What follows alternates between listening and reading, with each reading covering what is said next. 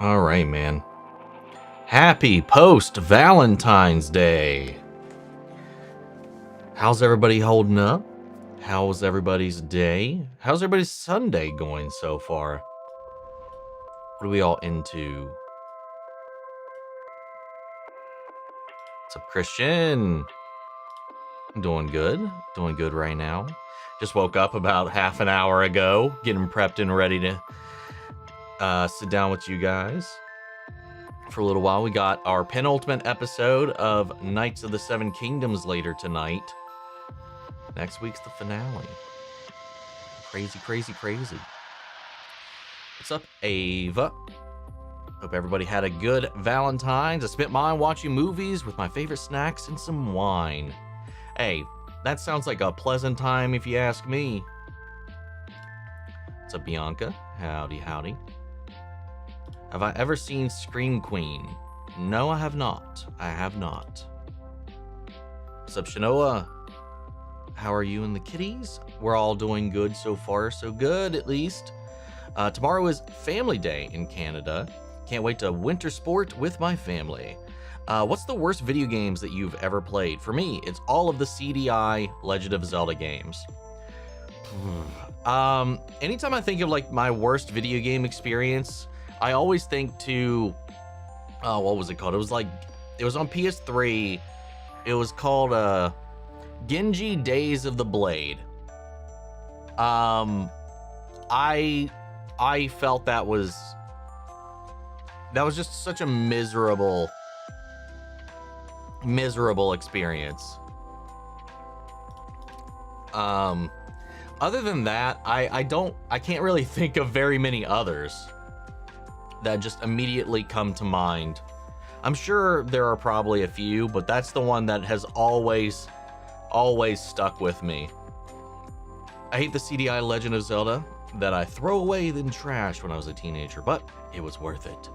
Yeah, I never even my first Zelda game was Ocarina of Time, and I've never beat it.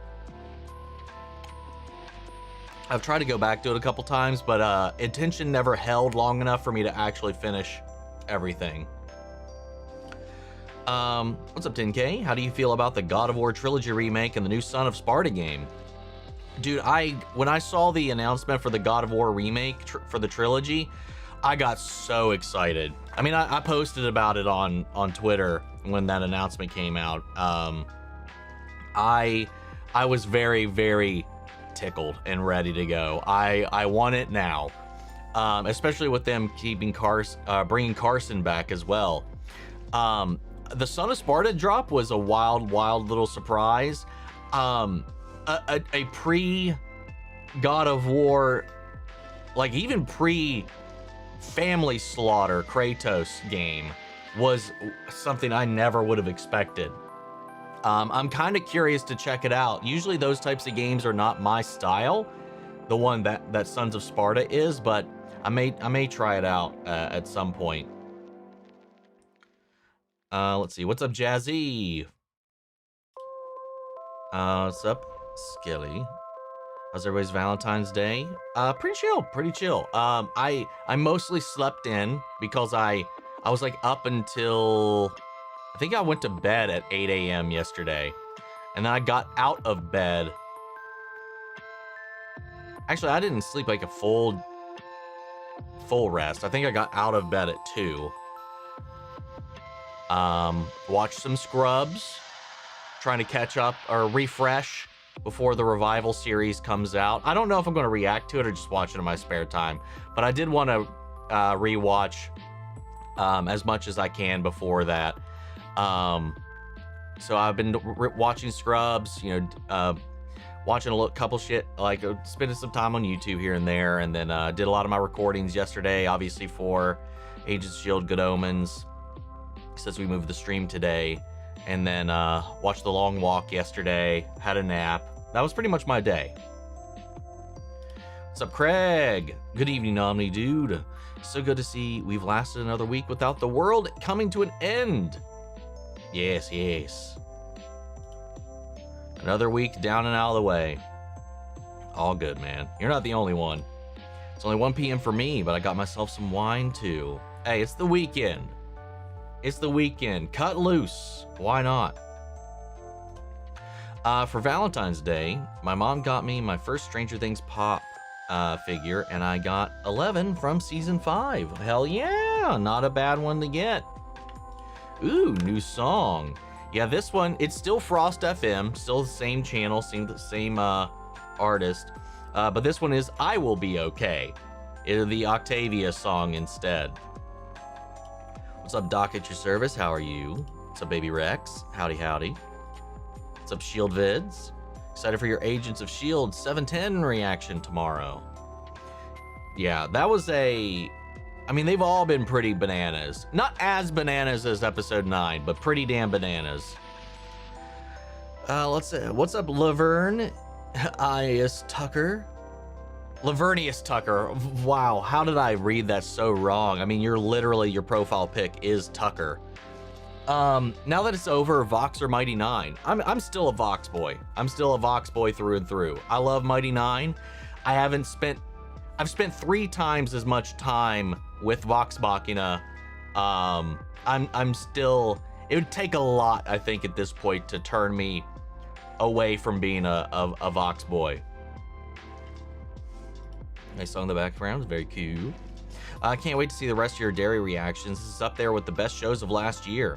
I have to agree. It was pretty damn solid. There was a couple times where it definitely got real hokey, real cheesy, real goofy, but for the most part, man, it was a wild ride. It's a Mike.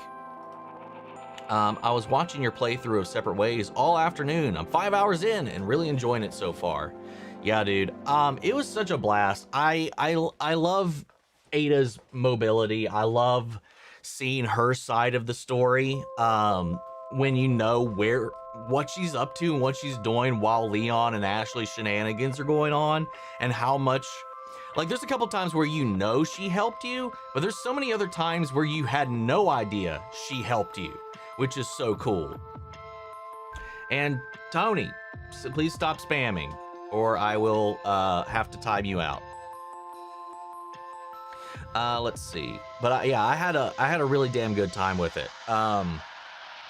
I haven't found the time to start 6. I'm gonna try. I really, really want to try to nail that out. I heard it's not a terribly long game, so it should be doable as long as I make the time to, like, at least chop it off in, like, little bricks. Let's see. What's up, little Anna? How are you? How's it going? Going well so far. How about yourself? What's up, Stareface? Gang! Happy Saturday. Ghost Blades here as well. How's your weekend going? So far, so good. Just been catching up on some stuff, some recordings, and recorded our movie poll winner for this month, and it was an emotionally taxing film, man. Jesus Christ. PS3 Genji, whatever, it's true. Worst game, I know what you're talking about. Yeah, I got so excited seeing a samurai game like that, the way it looked and the trailers and all that, but then when I actually sat down to play it, it felt so painful to play. The game feel was terrible from what I remember. I only played it for like 2-3 hours, and I thankfully I rented it, and I was like, I'm good. Ever played the game Helldivers? I heard a movie is in the works. Yes, a movie is in the works. I've played quite a few times with Jay and Adam and their crew, just, you know, in our own spare time, just off stream. You know, we never, like, I think we've only streamed it once, but yeah, we've played a couple times. I don't play by myself. I've only played when it's been with them, which hasn't been too much because our schedules don't always line up. What do you hope we see in the remake? Just better graphics, quality of life improvements, and I mean, I'm not really expecting anything new. So just a new, updated, polished game, bringing it to modern day in a big bad way. Anxious to know what Has Been Season 3 is going to be like. Me too, man. Me freaking too. Only got a little Star Wars update this week. Finished Obi-Wan and started Clone Wars series, but only made it to episode 3. Hey, all good, man. It's a bit of a long haul, that one. And it's also a little weird because they released it out of order, which is, I don't even understand how that happened. I can't remember the story behind it. Clone Wars is a little strange because the watch order for it, if you actually want to go in the way that it was meant to be, is really, really fucking weird. So I would recommend looking up a watch guide for Clone Wars, at least to get started. It's only in the first one or two seasons, I think. I can't remember when it fixes itself. I think it's all in season 1, but I could be wrong. Viv put on her story, someone saying, wish we get a Lucifer yearning solo in season 3. And she put, I'm sure we will. I mean, the next season they've said is the Morning Star season, so I would be shocked if we don't. Felt more like reading lately and finished 4 books. God damn. That's crazy. It takes me 2, 3, 4 years to finish 1 book these days. The live-action God of War movie seems promising, especially since Ryan Hurst not only did the show Sons of Anarchy, but he also voiced Thor in the God of War Ragnarok game. Yeah, he's actually in the game, which is exciting. And yeah, man. I mean, the cast for it's pretty damn cool so far. It was my mom and dad were the worst friend Valentine's Day. It was a really hard Valentine's Day for me. I also recently found out my mom and dad also got married. Like individually, of themselves, or back together. But I'm sorry that you had a hard Valentine's Day. I really am. And it's not always the most pleasant of days for a lot of people. I know. Recently started the Boondocks. I'm really liking it so far. Dude, the Boondocks is such an unhinged show, but when it came out, dude, I loved it. I haven't watched it since it was on air. I know my brother is he loves it. He's like way more than I do. I think that's one of his favorite shows of all time. It's so funny, man. So funny. My first Legend of Zelda game is The Legend of Zelda Oracle of Seasons on Game Boy Color back in 2000. Yeah, that's definitely... I never played any of the handheld Zelda games. The only ones I've beat that I've finished have been... Actually, it's only been Twilight Princess. And the only reason I finished it was because I wanted that 20-heart wolf companion in Breath of the Wild. And I've done everything in Breath of the Wild except the final area. Collected everything, all the weapons, all the suits, all the costumes, all the challenges. Not all the Korok seeds though. I've just been putting it all off so then I could head into the end game, and then I just never did the end game. What's up, Tactile? How are you? So far, so good. Have I finished Derry? If not, what are you up to? I have finished Derry. I watched the last 2 episodes last week.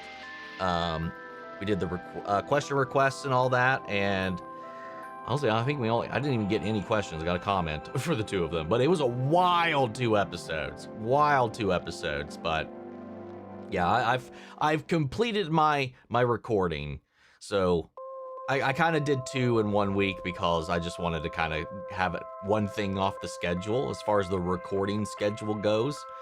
So our legendary tier actually has an extra episode ahead than we usually have. How do you feel about the new John Wick game? And did you watch the State of Play, and what games are you excited for? I did watch the State of Play.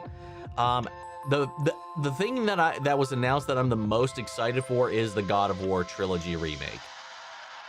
Some cool games that really stood out was the John Wick game, given we didn't see any actual gameplay from it. It was all rendered. It was all concept. But the one game that really kind of struck me out of everything else we showed was Kenna. Like, I remember seeing the original one, like, what, 5-6 years ago when that came out, and it looked gorgeous. Never played it, but even this one, like, it looked like a lot of, I don't know, it just looked bright, colorful, action-packed, and pretty freaking sweet. I do need to see more of actual gameplay of John Wick. A lot of that, what we saw in the movements, the executions, there's no way you're playing that out. So like, I just need to know how the game operates.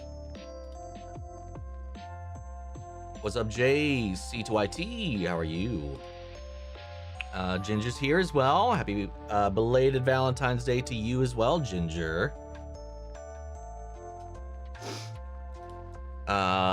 What's up, Rice Cake? How are you? I'm good. Hope you are well also. I was excited to see you finally got into Heated Rivalry. Love that show and your reaction as well. As a Canadian, it's so cool to see a Canadian show get this much hype. Are there that? I mean, not that I would know. I don't know. I can't even think of very many Canadian shows. So like, I think that is an interesting point. Like how many don't really go international, but this one definitely did. I noticed it was a Canadian production once I got to the end of one of the credits, and I was like, oh, it says this is a Bell Company production. I was like, oh, okay, that makes sense. That's why. I assume Crave is also a Canadian thing. I presume. I knew Bell was. But yeah, I don't know. I love it. It was so much fun. It was so amazing. I laughed so hard in the last 2 episodes. I was in physical pain. Skeleton Crew is rumored to be getting renewed for a 2nd season. I saw those very same rumors. I do hope that turns out to be true. Did I see the rumors that Henry Cavill might be cast in Knights of the Seven Kingdoms Season 2? I did. He may be, I forget what his name was. Oh shit, which Targaryen was he? It was one of the Blackfires, I can't remember, that he's supposedly been cast as. What's up, Emma? How are you? Less than a month till One Piece live action. I'm so excited. Is there anything you think they might or would like them to alter like they did in the 1st season? Honestly, I mean, the only things I could say I would like them to tweak or alter is literally the pacing. Because obviously they've got so much fat, but that's like a given.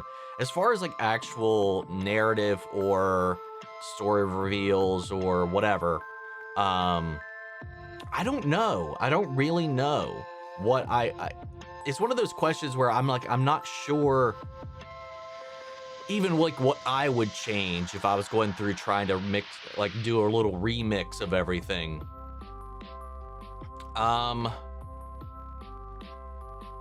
And I was, and we're adapting a fewer amount of episodes than we did in season 1, which is something that I thought for some reason we were doing more, but we're actually doing almost 20 episodes less this time around. I don't know. I really, really don't know.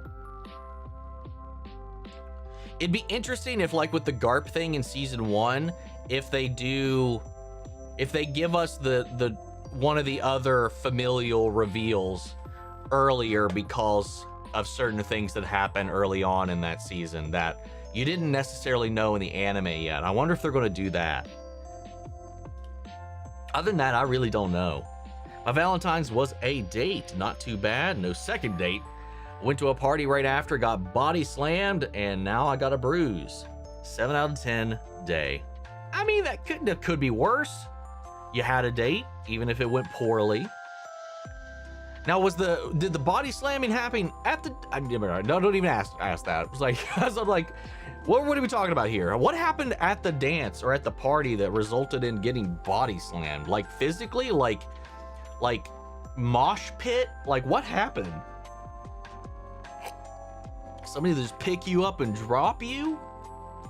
It's like, whoo-wah, poof. You get into a fight? What happened? And Tony, Toon Animation, we finally got to you here. Let's see, how are you enjoying Welcome to Derry? I'm loving it, man. I had a lot of fun with it. Like I just mentioned, I've already watched the entire season. It's all available if you're a legend over on Patreon currently. Yeah, I had a blast with it. There's a lot of interesting implications raised by the finale, especially now that we know that multiple seasons will be taking us further back in time. I thought the Mist remake in the works. Thoughts on the Mist remake being in the works? Do you think it needs one? The Mist 2007 was a great movie. I've never seen it, so I can't really speak on it. I know the end. I know things about the movie. It's one of those movies that I know how it ends, but I've never seen it. I don't know. I'd be curious. I've heard there's very mixed feelings about the 2007 movie, but I could be again. I always get the Mist and the Fog mixed up. Since you're a few episodes into Thriller Bark at this point, what are your first impressions of Brooke? Well, he's like an amalgamation of the entire crew, well, except for Zorro. He's an amalgamate. I don't know. We haven't seen him fight yet. I haven't seen him fight yet. But he's like he's kind of like a combination of Luffy and Sanji. Like Sanji's womanizing, like horniness, but also Luffy's absolute unhinged, goofy, big bro-ness. Like he feels like he just fits in naturally right out the gate. No, I love his personality so far. Did you end up figuring out why Pennywise attacked the prison bus? No, actually. I don't know that ever came up again.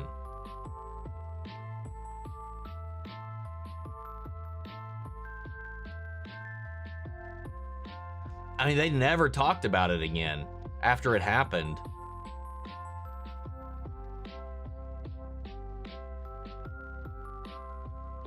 Unless somebody was on that bus that he was trying to subvert their timeline to save himself in the future. I don't remember. I feel like I don't remember that ever being revealed or coming back up, but maybe like with the information we got in the finale, if I went back and tried to look into it, it might make some sense. I prefer the Mighty Nine. I adore Fjord and Yasha too much. You can never top Vax for me. He's just my favorite fucking character in the entire damn thing. And his storyline is far from done. What's your favorite game, God of War game? I'm playing Ragnarok. It's amazing, and I can't wait till the remake so I can play the rest. My favorite God of War game is probably 3. I definitely prefer the original trilogy over the new games, just for the play style, the way it plays, the way it looks, like the crazy over-the-top shit that you get into. I like the story a lot about the modern games, but I don't think I really don't think that they don't appeal to me more than the originals do. It's cool to know how much Ada helped Leon. Yes, it is. Favorite character in Welcome to Derry? Probably Dick Halloran. Or Rich. Dick or Rich. Like if we're talking about the kids, it's probably going to be Rich. Or no, just actually it's really just Rich. But out of like everybody, probably Dick O'Halloran. Why do I always want to do that? Dick Halloran. Resident Evil, what's your favorite character and Resident Evil games? Favorite characters, Jill. Jill's probably my favorite character out of the entire bunch. Followed closely by Chris. Favorite game, though, is probably Resident Evil 2 Remake. If we're talking OGs, my favorite game is probably... probably the first game, man.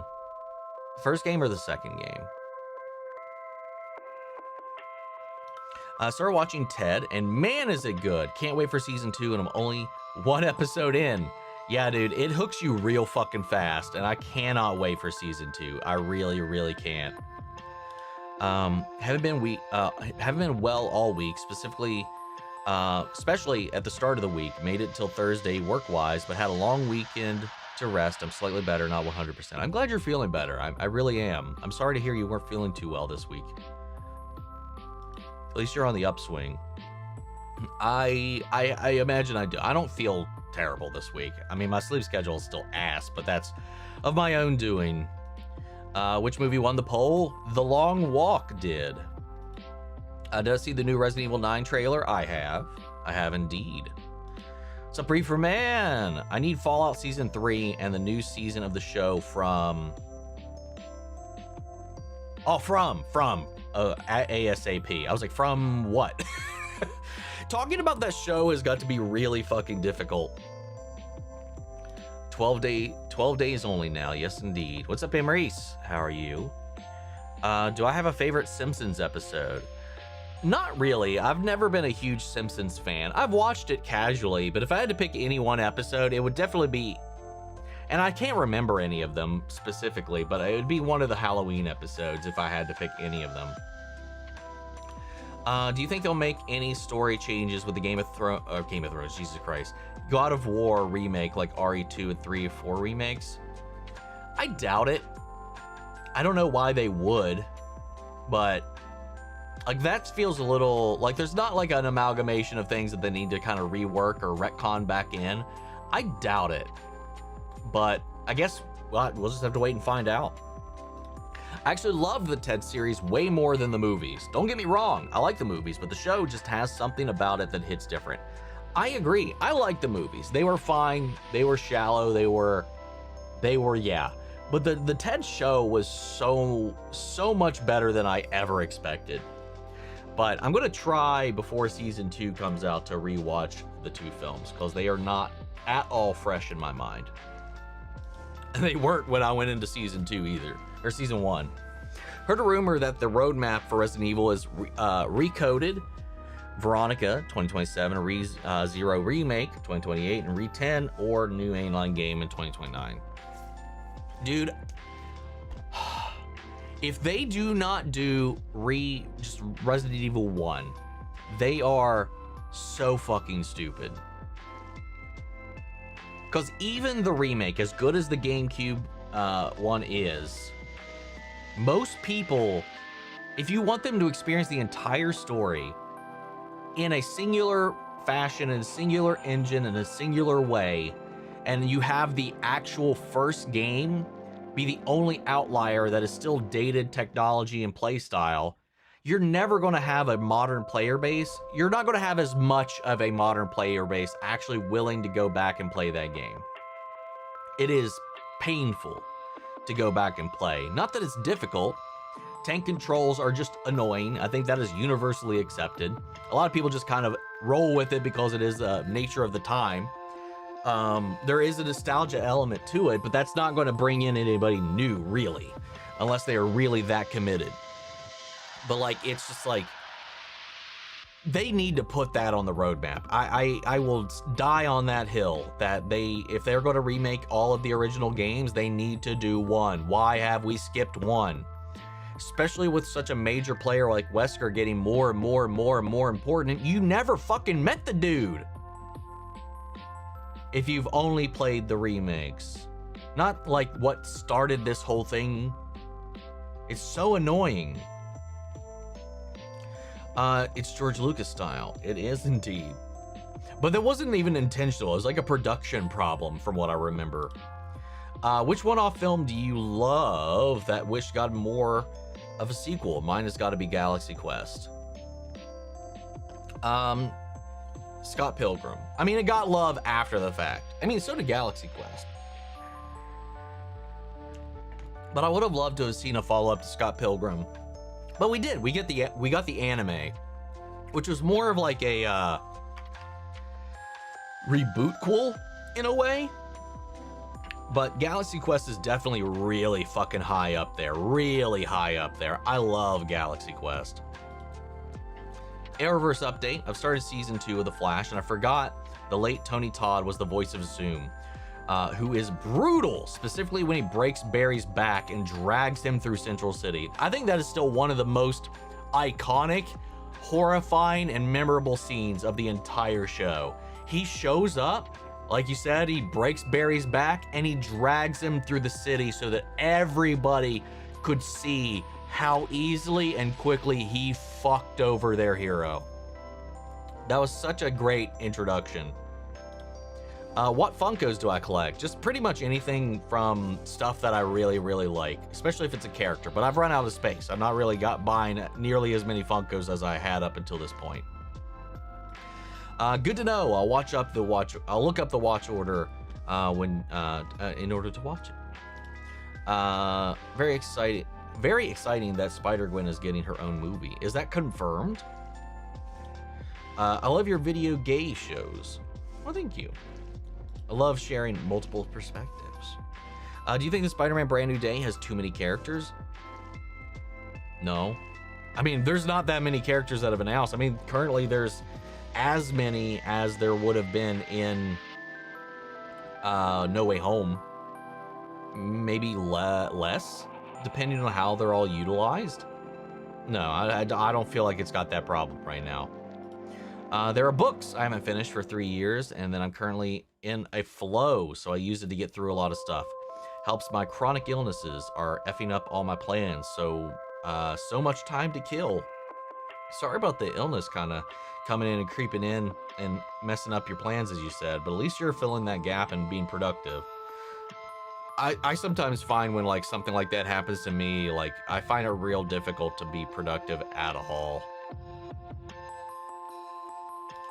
How'd you feel if there was a 10-year time jump in Invincible Season 4? I mean, as long as it makes sense. I don't really... I'd be shocked if we jumped 10 years and whatever, but, I mean, as long as it makes sense, I wouldn't really be bothered by it. What's up, nerds? What's up, Vince?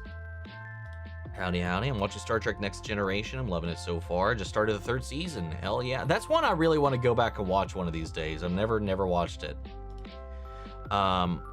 Love the Octavia song in the background, which I was wondering if you were going to use for these streams someday, since it parallels You Will Be Okay. Well, today was the first time I actually went to see if Frost actually did any new covers, and they did. They have one for this, so it's not like a 1-hour loop like they had of You Will Be Okay, but I just looped their 16-minute normal lo-fi of this, and it's working out fine enough, I think. Not jazzed by the John Wick game, not actually having gameplay, so we still don't know exactly how what's going on there. No, I completely agree. Especially so much of it being so like hand-to-hand, close combat involved with these intricate maneuvers. There's no way you do that unless it's quick time events. Like all of it would be entering an animation, allowing the animation to play. With the God of War remake, that makes me think that the next main game is a new mythology. Is a decade away at this point. Probably. I feel like that would be pretty safe to assume. What's your drink? I'm drinking some Ramune. Japanese soda. Tastes like a rocket popsicle or blue Mr. Freeze tube. It's hard to find Japanese soda. Lucky me. I find in Candy International shops 15 minutes from my home.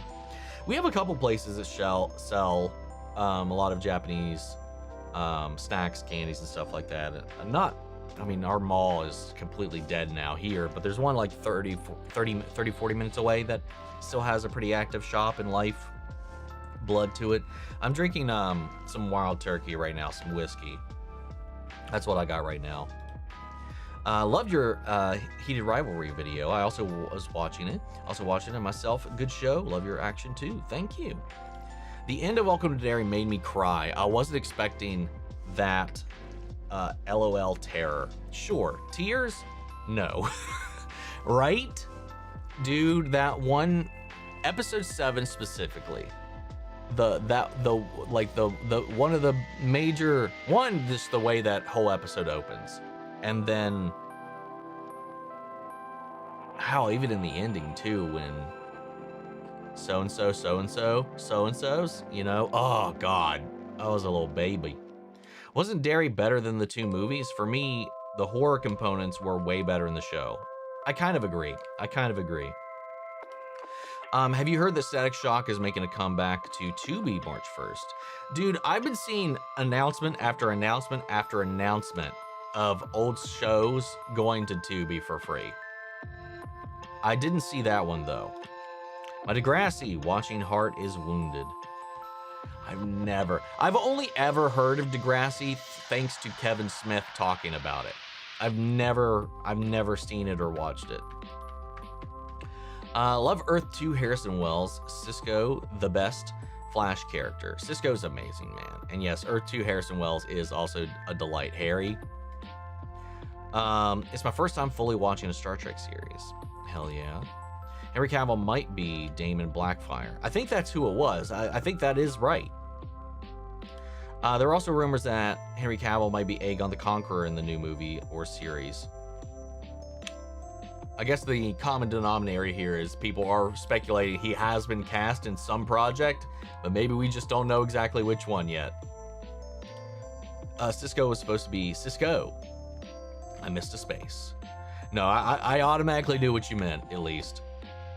So in March, we have Daredevil, Invincible, and I just found out Ted Season 2. Also, The Boys is in March. I mean, Invincible and The Boys will be releasing episodes on the same day for like 4 or 5 consecutive weeks. So every week we'll be getting an episode of The Boys and Invincible on the same fucking night for like 4 weeks straight. I need to watch the new Star Trek stuff, but I've seen the previous stuff. We're not kink shaming, we're just kink asking why. Oh, yes. Yeah, I have an iPhone. While in the Logtown still photo behind the scenes, we see Alkaji's bike laid against the shop, so I wonder if he is being alluded to next season. That would be interesting if he like just kind of makes a little surprise appearance right now. Season 1, among the many weighted wanted posters Luffy and Kobe look at, I see one for Foxy and Bellamy. Yeah, I didn't notice that the first time through. And there's probably going to be some stuff like that as well, but that's so cool. I haven't rewatched Season 1 since rewatching everything, though. I love how we're getting back to annual shows each year with Night of the Seven Kingdoms, Invincible, Daredevil, X-Men 97, and Your Friendly Neighborhood Spider-Man. I mean, with animation, it's a lot harder to make that possible, but it seems like they're maybe managing to bang that out. But then again, Your Friendly Neighborhood Spider-Man had some animation. Like, that animation was cheap as hell, so it makes sense that they could probably churn that out. Sorry, I was trying to say that for Valentine's Day, Mom and Dad's anniversary was on Valentine's Day. With the story of how my dad passed and when 9 years ago, 9-year-old heart from a heart attack. I'm sorry about that. I don't recall that having come up before, but I'm sorry to hear that, it being the Valentine's Day or the anniversary of that. So probably got married on Valentine's Day. My mom and dad had been married on Valentine's Day back, so it's always sad to, have a good one. Really, holidays are really hard for me because. Let's see. I've seen parts of the new Star Trek shows. They're still good. I'm so fucking torn. The Mist is so good, and it's Frank Darabont. Like it doesn't need a fucking with, but it's Mike Flanagan. So confused whimper. I didn't know it was Mike that's going to be behind the remake. I trust in Mike, man. It's Mike Flanagan who's adapting the new Mist remake. This makes me instantly hopeful. Same. I hear Mike Flanagan, instantly I perk up. Baylor would be a good king, just that every time a Targaryen is king, the gods flip a coin to see if they'll be mad or decent. That's what they say, man. Just got too exciting and too full. Some lady pushed me and I ended up falling on my shoulder. Oof. Luckily, I picked myself up before I got hurt further, went straight home, and bruises now blue. Oh, that sucks. Hopefully it gets better soon. Doesn't come up, but with the assumption is that Pennywise needed Hank to stay in town because he was the inciting incident for the Argery, the big event feeding. Right, especially since the revelation that Pennywise can see his own past, present, and future. He's like, I need him to not leave so that these things happen. Maybe that, okay. Yeah, it makes sense. Hank Rogan had to stay in Derry as to fire up the locals into the showdown at the Black Spot. Yes, yeah, yep, he needed that. Let's see. Do you think that the small folk put their heads together, they could storm King's Landing and take the throne for themselves? Sure, definitely. They have the overwhelming numbers. So that's true of every country, every government. It's just that the people don't always have the means. They buckle to the fear, the not willing to sacrifice because of what the cost and all that. It's like, if the people, the masses, wanted to like overthrow their government in any fell swoop, most of them could. It's just getting people to actually do it is the other thing. I mean, it wouldn't be without loss. I mean, a lot of people would fall, but it's attrition by numbers. If you haven't seen Brook fight, you're in for a treat. Aside from that, you're not wrong. He's a mix of Sanji and Luffy for sure. Yeah, he when he sat down for dinner with them at the table, like he instantly just fit right in, just slid in. I like that he got called in for it. He's like, "You're not part of the crew. What are you doing?" And he's just settled right in so easily. My Valentine's was me doing chores with low energy. I had binged The Flash, read, built some Legos, watched Gladiators and 911 Nashville with my brother during dinner. That's it. Doesn't sound too terrible. How many Legos did you get done? Or just progress made, at least? Going by some of your questions in Derry with Hollering, I take you haven't seen Dr. Sleep. No, I've seen Dr. Sleep. What do you mean? I'm confused.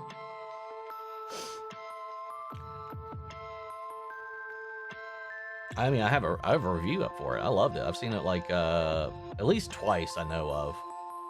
I mean, I referenced Rose the Hat in one of the episodes that's already out right now, in episode 3. Yeah, 3. 2? Maybe 3.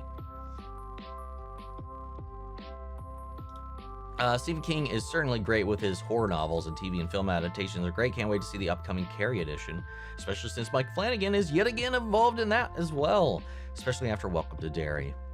After you do RE9 on the channel, you think you could do some Silent Hill games?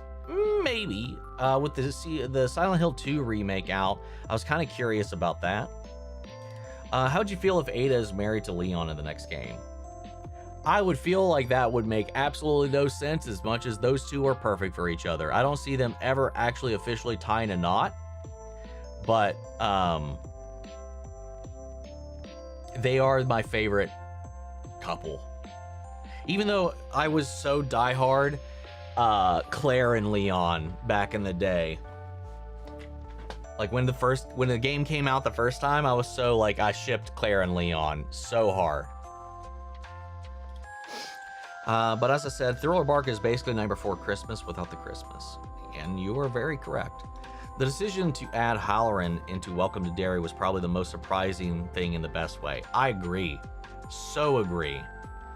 Really hope they do a Shining prequel. Technically, Welcome to Derry Season 1 is a Shining prequel. Almost directly so. I feel like Resident Evil 2 Remake and the OG are the most relevant to the new game because they're going back to Raccoon City, so we could get references back to that game. Oh yeah, no, when the developers said which games you should most be familiar with going into RE9, he said RE2 and RE3. That's what they said so far, and which makes sense because those are the two games that center around the actual Raccoon City events. Surprisingly, with Grace's mother being one of the main characters in Outbreak 1 and 2, also set in Raccoon City, I'm surprised those didn't come up, given those stories are not... I mean, the same story plays out regardless of which character you play as. She's just one of them. You're probably you'd probably be benefited more by reading her mother's Resident Evil wiki page more than actually playing Outbreak. We'll ever finish the God of War Ragnarok game. One day. One day I'll go back and finish it, I'm sure. I just got to be in the mood to play it. Sims has been going on since '89. Yes, it has. Apparently I found a new adult friend. Her name is Sarah. She is married to a woman. She's also in the army as well. It's very dark. Has tattoos. I think she's really cool. Well, hell yeah. Hell yeah for making friends, man. Finally got my Nightmare Before Christmas Lego set. It's really cool. Hell yeah. I can't wait to see it.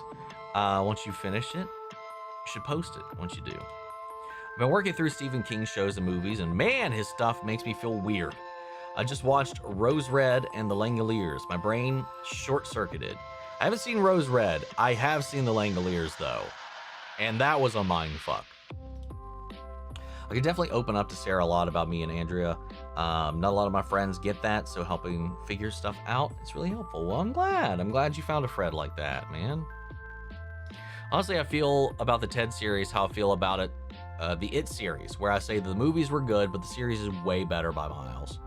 Yeah, I kind of agree. And by the way, I haven't seen your episode 4 Derry reaction yet. I'm surprised you didn't recognize the actor who was Dick, played Lucius Fox in Gotham. No, I definitely did not remember that. I forgot Lucius was in Gotham, to be honest.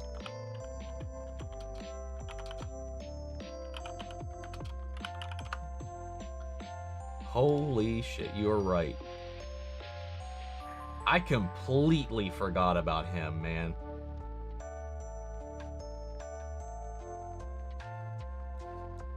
Whoops. Let's see. Honestly, I tried playing the first RE game, Remake. Got 15 minutes in and couldn't take the data controls. And I think that's going to be true of a lot of people. I mean, I finished it. I finished the original on PlayStation 1 and the remake on GameCube.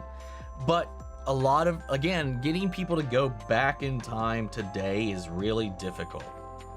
If you're trying to, like, especially when now they're trying to make the entire series somewhat consistent with the same gameplay, same engine across all these different titles, except the first fucking game is still in the old ways. It's a dumb move.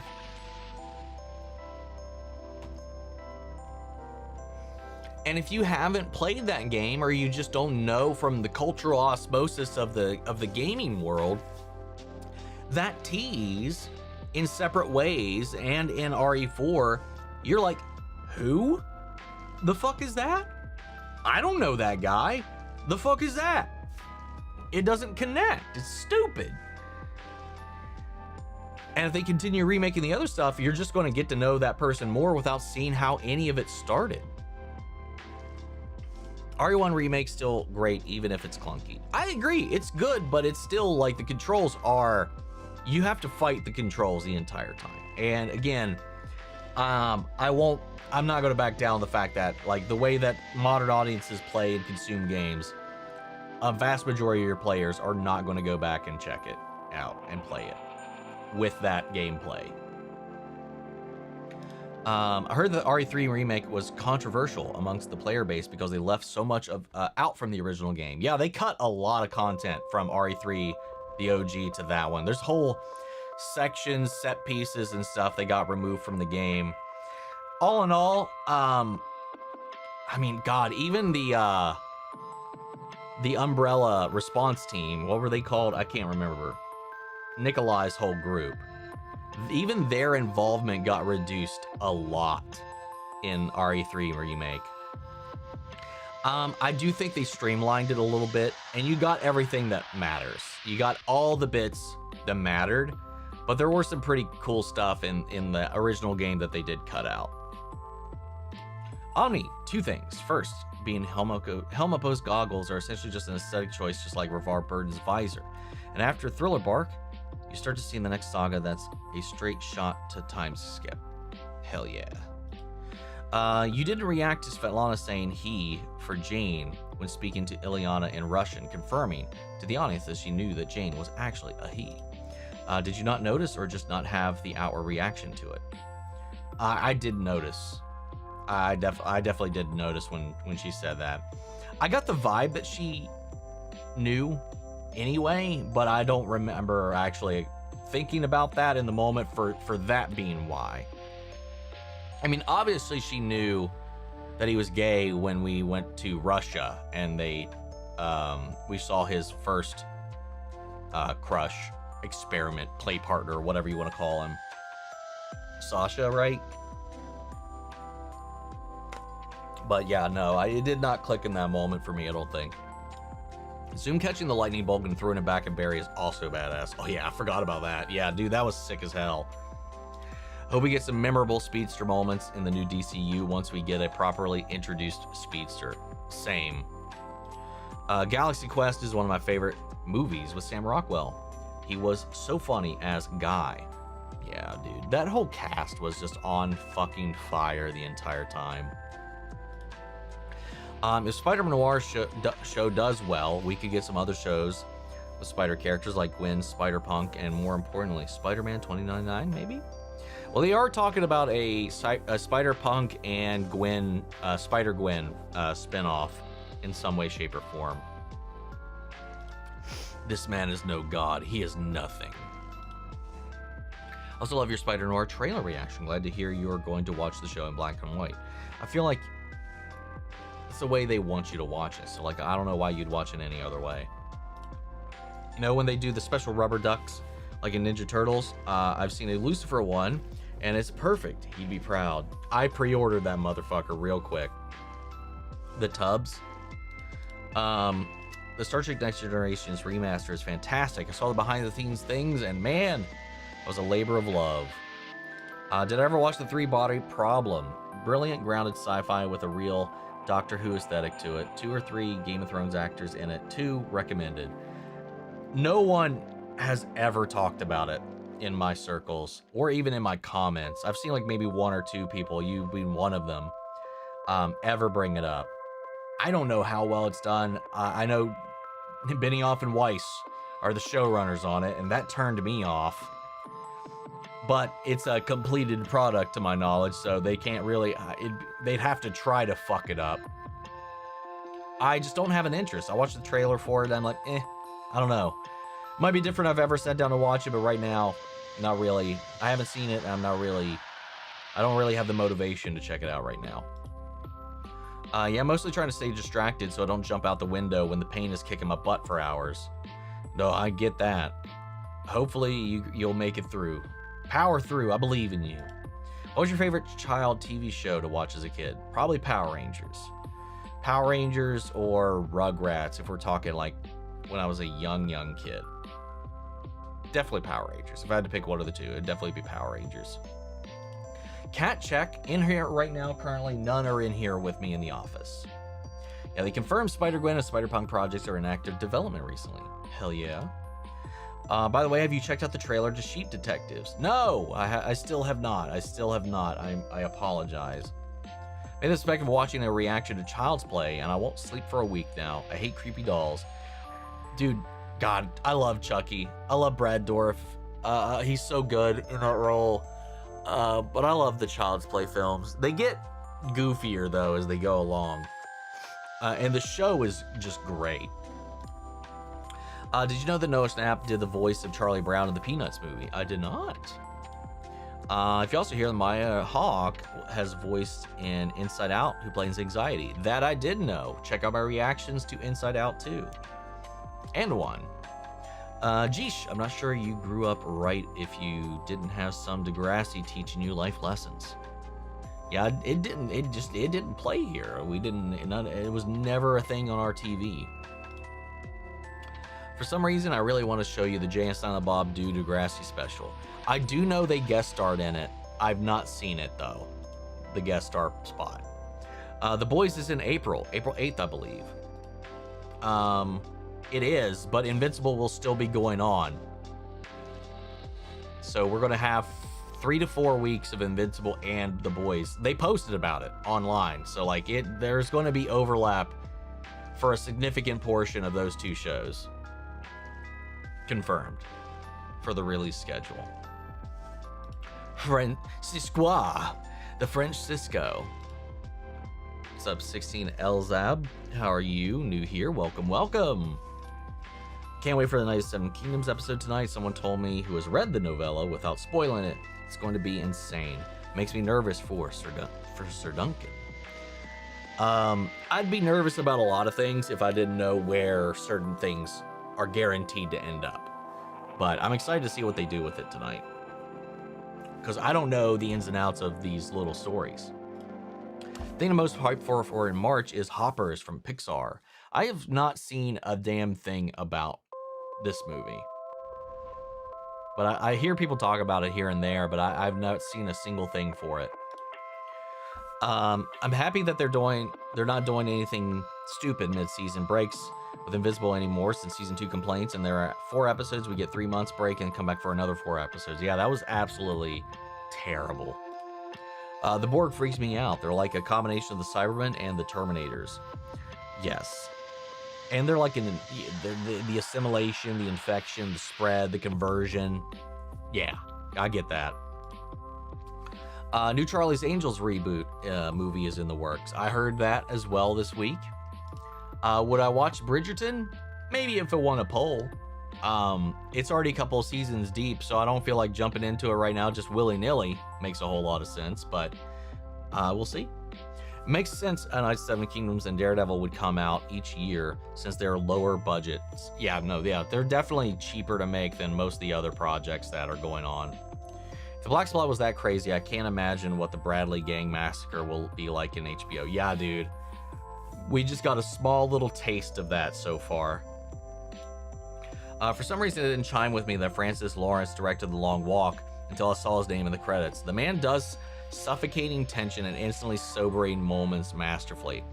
Also really loves these weird dystopian futures where people have to compete in a game to survive to the death to win a prize. Considering he's done all of the Hunger Games films except the first one. Especially with the 3, there being no more dragons. That's a big help right there too. I'm 1 episode into Ted, and the dad is already on my hate list. He's so funny to hate though. Like, he's so unhinged and delightfully hateable. Mike Flanagan does not miss. If he makes something, I'ma watch it. Same. I'm at that point, 100%. I still love the Midnight Club, even though that apparently performed horribly. Obviously it got canceled, but I loved it, man. Hope Skeleton Crew does get a season 2. I freaking love the first season. The first season was fantastic, man. Also, Valentine's Day made me and Andrea say I love you for the first time. It was also very good. Wasn't even on text when she texted me. We was on FaceTime, and it was still felt real for me. Oh, congratulations on that, man. Yes. Hell yeah, big step there. You seem to have no idea what Halloran's box could be, so I thought you hadn't seen Dr. Sleep when they talk about locking things up in the box. I completely forgot that's a thing, if that had come up before. I don't remember that about it as much, I guess. I mean, it makes sense, but I just it didn't connect with me in the moment, I guess. I just don't remember that aspect of Dr. Sleep, to be honest. It's not like Danny ever locked it in the box in the same way. I don't know. I need to rewatch it, I guess. Well, we're reacting to this Carrie series. You bet your ass we have not missed a Flanagan project. Well, I've missed most of his projects except for The Midnight Club and Fall of the House of Usher, which I did catch on time. I was late to the game with all of his other stuff. Still making my way through my rewatch of the MCU. I've started Phase 4, binged WandaVision today, and it's a fantastic show. Hell yeah, dude. Fun fact, Dr. Sleep features Ruby prominently in the background twice. Once a poster for Volume 4 and an action figure of a character named Emerald. Really? Interesting. All it's saying that with no spoilers is that Leon cannot catch a break. In reference to which thing are we talking about here? Are we talking about Resident Evil 6 or what are we talking about here? What I meant by Shining prequel is we see him working at the hotel. Sure, okay, that would be kind of interesting. I wouldn't mind that spinoff to see like him becoming acquainted with the hotel and its malice. Spent the day playing Under Hero. It's an indie game that was heavily inspired by Paper Mario. Sounds fun. I've never played Paper Mario. I've watched some playthroughs though, but I've never actually played it myself. I'm gonna have to call it early as I'm not feeling the best. Have a good rest of your weekend, and I'm laughing when in your recent reactions you literally foreshadowed Brooke not knowing. I don't remember when that would have been, but yes. Take it easy, man. Get you some rest, and we'll catch you next time, man. I noticed tonight Mike Flanagan is doing the Mist remake, a Carrie show, and Dark Tower show, which are all Stephen King. You must really be a fan of Stephen King books. I can't wait for the Dark Tower show. I mean, he also did Gerald's Game. There's another Mike Flanagan project, another Stephen King project. No, he loves Stephen King stuff, so I'm excited for it. It's so Curry. What's up? How much are you loving One Piece now? And do you have any theories for the future? Theories for the future right now, the only things I've really speculated about that haven't really had any answers yet is how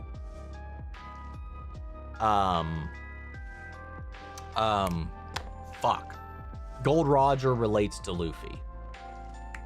So that's something I've still speculated about. I thought father, maybe now grandfather, I don't know, or uncle, great uncle or something. I just feel like Luffy and Roger are related somehow. That's the only real theory I have left that's that hasn't been addressed yet.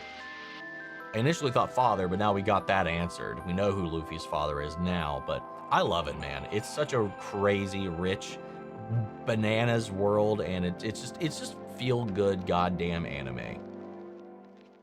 Shit weasels. Wait, that was Dreamcatchers. Yes, that was Dreamcatchers. I haven't seen it, but I know of that at least. It was my kitty's also first Valentine's Day. She had a lot of kitty toys, and I got her, and then she had a good Valentine's Day. Well, hell yeah. I really want to rewatch Gotham. It was so good, but not streaming anywhere currently. Is it not? Oh, that sucks. I don't know if I would have the strength to rewatch Gotham. I liked most of it, but like towards the end, it got a little too much. Spoilers for RE9, you mean? Okay. I mean, it's a lot of that stuff's in the trailer anyway. Like, we know about Leon's current health debacle. It's kind of, they're advertising it, so I wouldn't worry about that one too much. Your recent reactions have given me amazing screenshots to use in my reactions and my messages. Oh God. I'm curious what you've collected then. Might just watch a playthrough of RE1 Remake if they never remake it in modern controls. I mean, valid. I do think it's worth trying to power through it and play it though. RE4 is fantastic. It's a cruel expectation, I think, of people having to learn what we went through in the 90s, the pain of tank controls. Apparently I know the dark truth about ringing out about Rosie, and that is terrifying. I cannot believe I screwed my knee with it, and she's scared about song my bad. It's fun though. Certainly be interested if they come up with a spin-off TV show about Dick Halloran going about his life and seeing dead folks. Same.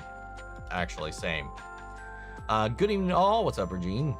Back from watching Crime 101, and this was C. Hemsworth in a very different role. I liked it. I haven't known that one, man. I'm not familiar with that one.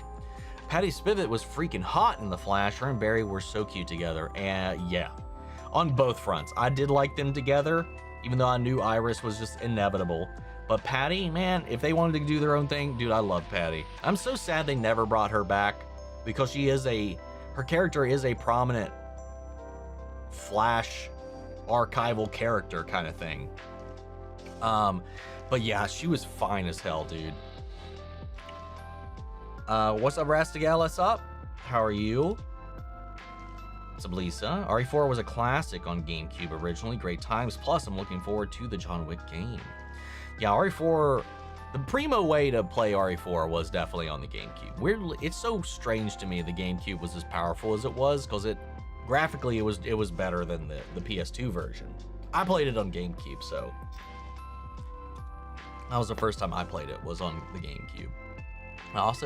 I'm very curious about the John Wick game. We'll have to wait. I need to see more first. I'm cautiously optimistic. I noticed every Targaryen with black hair is pretty much a good person. Common theme here? Maybe they need some blood from elsewhere to be decent people? Interesting. Only got my mom into vampire movies, and I'm going to get her into Twilight next. Hope the Spider Noir show is awesome, that he's not in costume for only 2 minutes in the entire series. I'm sure he'll be in it much more than that, I would imagine. But who knows? Never know. Love it. Did I see the Black Cat in the Spider Noir trailer? I may have missed that. I did not. If you do get around to watching the original Mist film, Darabont filmed it in black and white and didn't even want to do a full color release. I think you'd adore the black and white. Is that just available, the black and white version? Let's see. This might be me being salty, but I'm not watching Three Body Problem because the showrunners from Game of Thrones are involved. That's the main reason I couldn't care less. I don't want to. I really do feel like part of me just does not care to support anything those two ever make again. I feel like Patty was the perfect girl for Barry. I really like them together. I don't not agree. There was talk of a Galaxy Quest sequel coming about with Benedict Cumberbatch taking up the role left vacant by Alan Rickman's passing by Gradthar's hammer. What savings. What a savings. God. That'd be interesting. I'd be an interesting person to fill that spot with. But I think they've said a couple times without Rickman they didn't want to do it. So I'm wondering if one will ever come about. Have you ever heard of Vampire Academy or a Vampire Night Teeth movie? No, I've not heard of either of those. Love watching people reacting to Chucky films and TV series.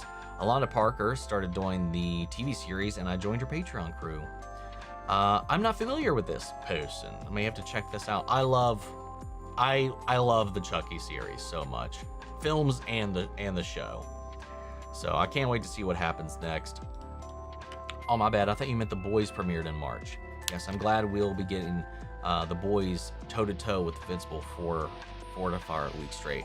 Yeah, it's great if you don't have to record and edit anything. I'm sure that's great. It's a nice little double treat, a little double feature for everybody. But that's so much fucking work in one evening for me, for anybody covering those shows. Not to mention, it's also running alongside Maul, Shadow Lord, One Piece. Well, One Piece I should be done with before that comes out, but Daredevil, yeah, God, those couple of weeks are going to be a nightmare for me.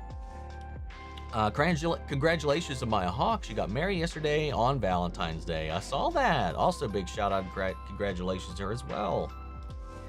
I actually have no idea how my bumpkin ass watched Degrassi growing up at NC. I just remember watching it and Next Gen. Yeah, I cannot remember that ever being something on something we had as far as channels go. I've seen the movie After Our Herd is based off a Harry Styles movie book kind of version. No, do not recognize that title at all. Yeah, certainly, yes, you certainly have Lizard.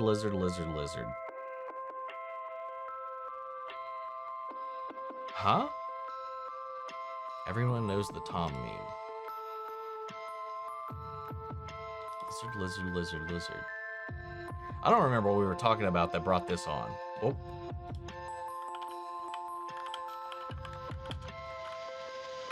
Lizard movie.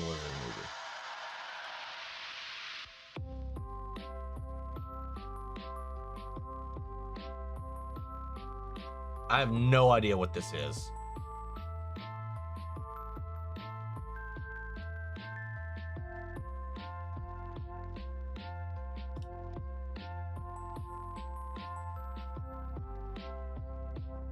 I've never seen this meme. I don't know this at all. So apparently I am not everyone.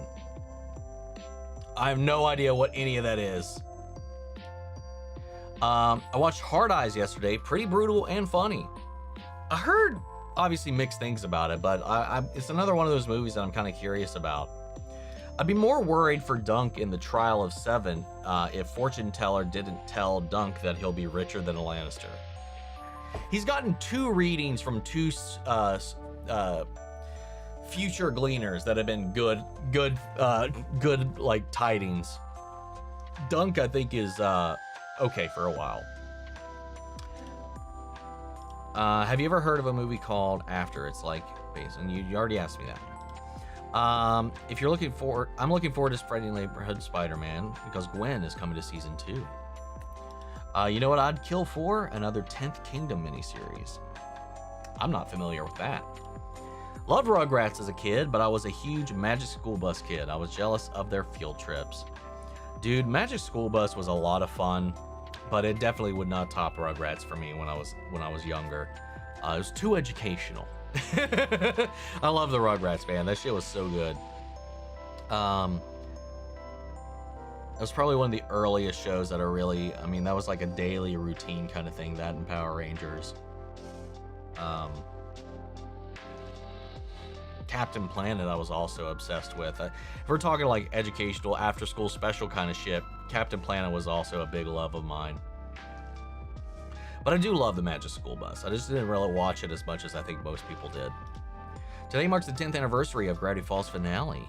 Ooh, interesting. Speaking of Gravity Falls, I mean, it's not Gravity Falls related, but you see we're getting new Owl House media later this week. It's a comic. An official graphic novel from Dana Terrace, filled in between the time skip at the end of the finale. Watch your first reactions to Ted and got my tongue tied at one point because I was laughing a lot. Hell yeah, man. That's the goal, especially in that show. What if we'll ever get an update on that Barney movie? It's been 10 years, that Barney movie, 10 plus years that Barney movie has supposedly been in the works. I'd be shocked if anything happens at this point. Is this a safe space? I can't make it through Oculus. I hate that movie so much. It's so poorly written and shot, and I forget it's Flanagan. I need to rewatch it. I don't think I agree with the poorly written or poorly shot part. That was never my problem with the movie. My problem with the movie was how it made me feel at the end. I did not like that feeling. That didn't make any of the movie bad or feel bad to me, but it's one of those things where it's like, oh my God, fuck you. It's such a downer, downbeat, painful fucking ending. God, it was a massive gut punch. As far as the technical aspects of it, I don't remember having any issues with that. I'd have to rewatch it. But that's the least rewatchable Flanagan project I've ever consumed. Mostly exclusively because of the last 10 minutes. What's up, Nikki? Love the shirt. I'm currently rewatching Full Metal Alchemist Brotherhood. Really enjoyed rewatching it. Welcome to Derry. Or wait, watching. I assume that was meant to be Welcome to Derry. With you. Anyway.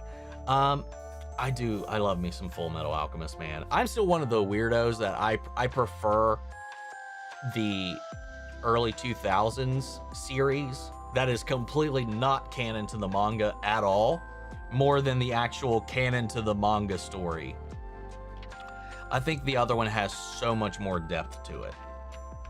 I don't know. I just prefer that one. I like both, but if I had to pick one of them, it would be that. I mean, there's some great things about Brotherhood. I do love Brotherhood, but I still just think the other one's great. Can I add Turkish subtitles to my videos? That is not something I can do. YouTube should do that automatically. That is not something I can add, unfortunately. Yeah, he did. That was how he kills Rose the Hat.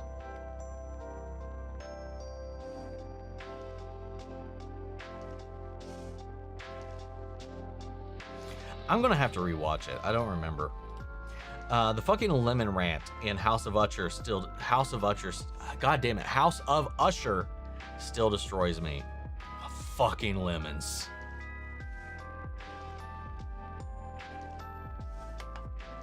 Yeah, dude, the lemon monologue is fantastic.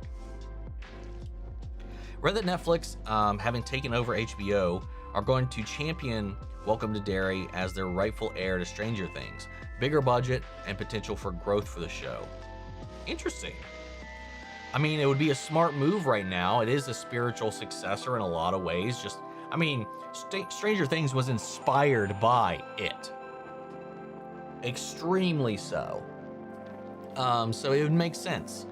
Also, a lot of things that, for whatever reason, a lot of the audience wanted was death, stakes, murder, maiming, gore, and viscera, and main characters dying left and right. Well, they'll get that. They'll get that in this show. When it comes to Patreon questions, do you read the questions before or after you watch the episode? I just want to make sure, if I do ask a question, that I'm not in danger zone of spoilers. I read them when you see them in the video is when I read them. I read them, I sit down, I hit record, I watch the episode, I give my thoughts, and then I go to Patreon and read the questions. I don't read them before watching the episodes because I expect them to involve the episode I'm about to watch. So I feel like I'd be dooming myself if I read them ahead of time. So that's just how it works. Scream Queen in the show at Disney Plus with Ariana Grande. And then heard that Emma Roberts, she was in a movie called Scream.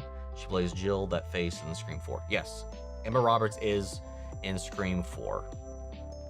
Now that I have seen. Got so much Arrowverse to get through. I still need to make time to rewatch the first season of One Piece and Daredevil Born Again.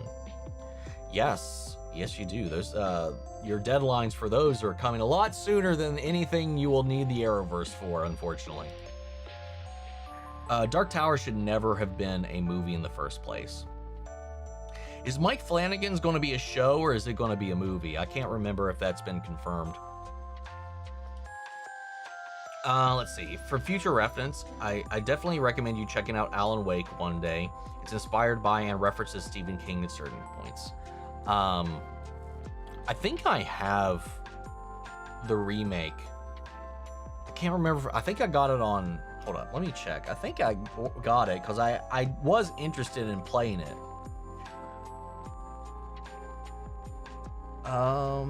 Maybe I got it. Okay, it's not on here.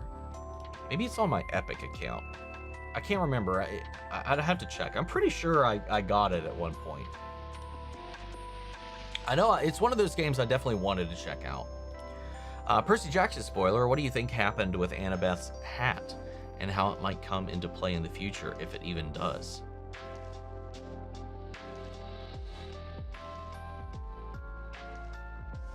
I don't remember it disappearing, to be honest.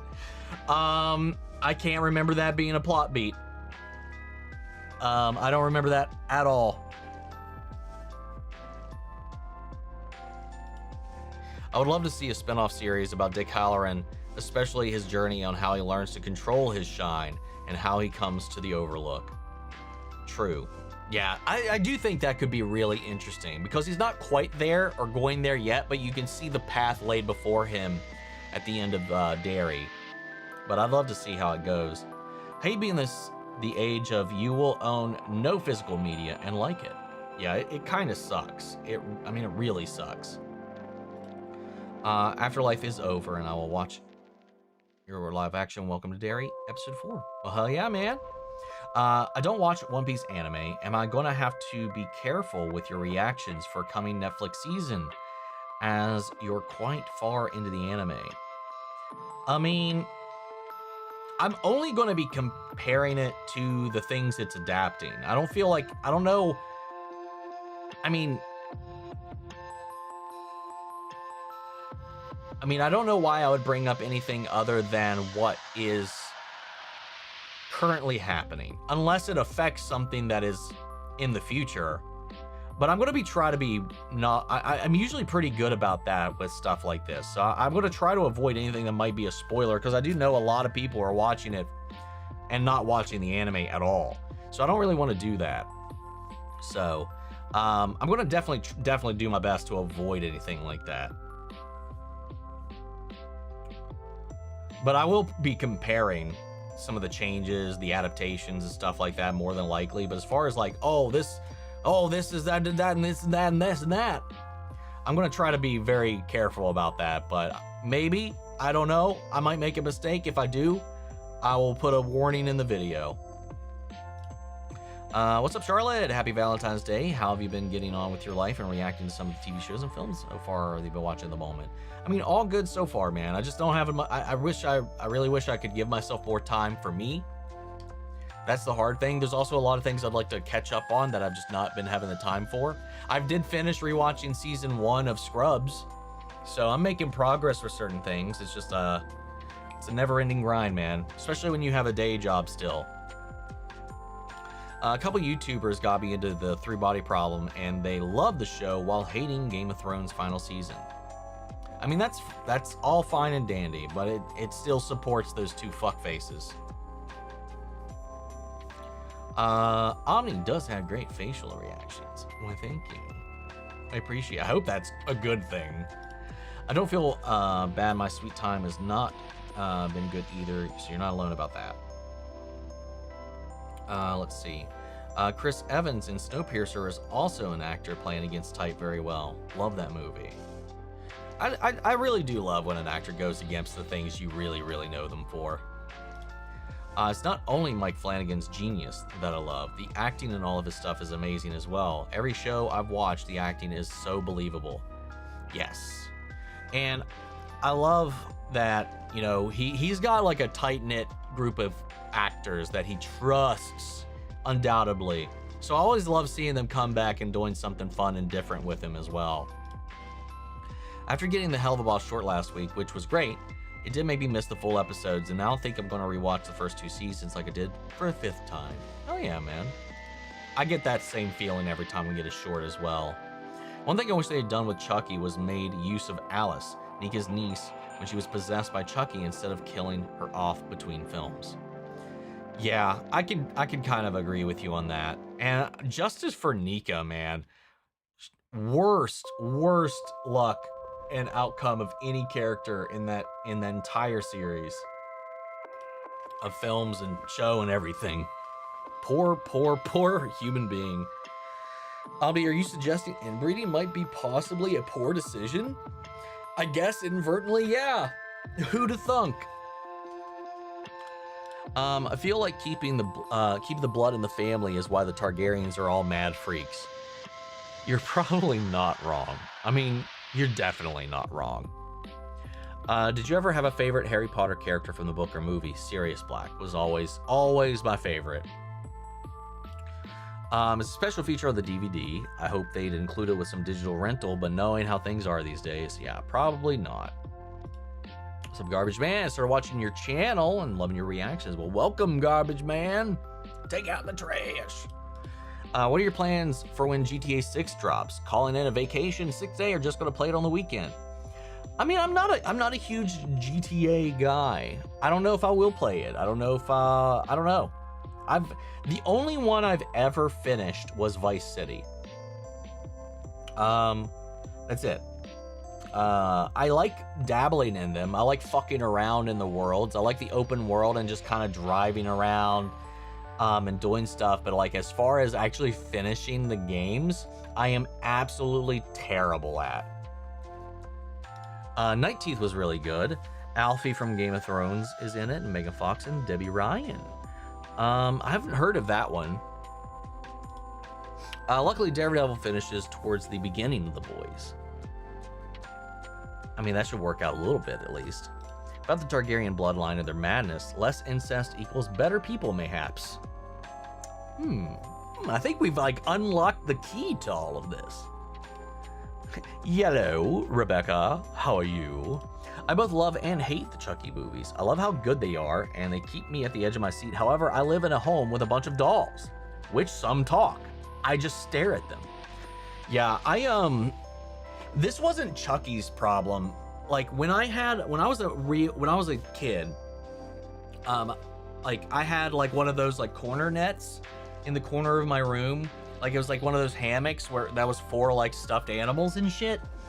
And sometimes at night, when there's some light bleeding in from outside or whatever, I would just look up in that corner and feel like they're all looking at me.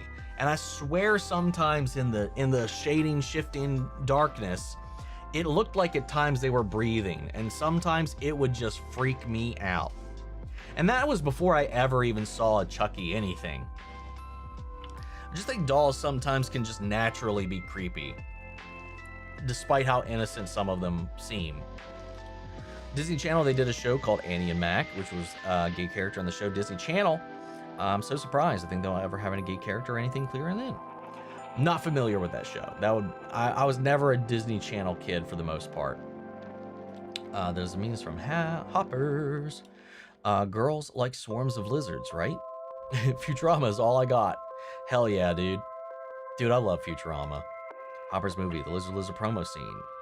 Like I said, I've seen nothing about this movie. Oh my god, you don't know the meme. It's just a lizard hitting the phone and then it says lizard. Maybe I'll have to watch it for myself. Maybe it'll hit different if I actually see something from it.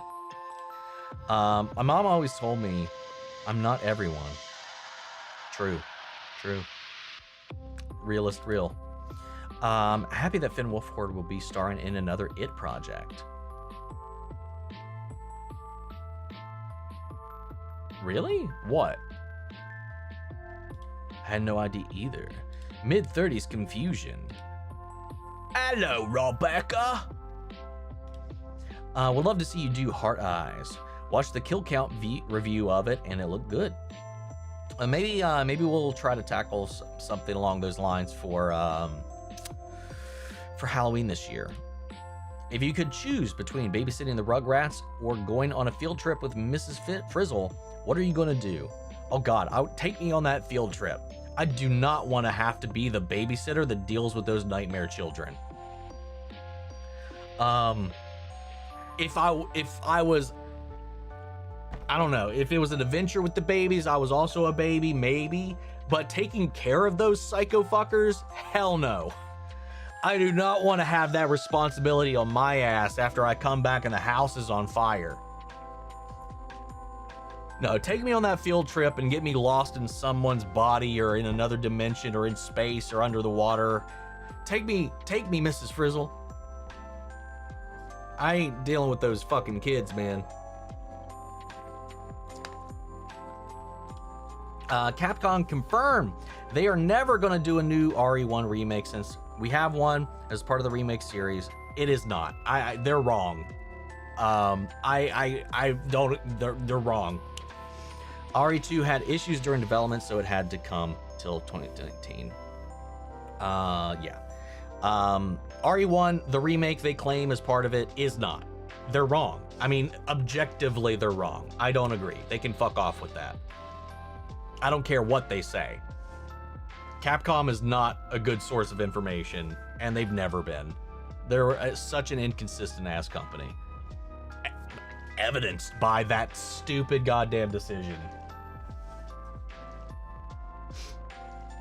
That is so fucking ignorant.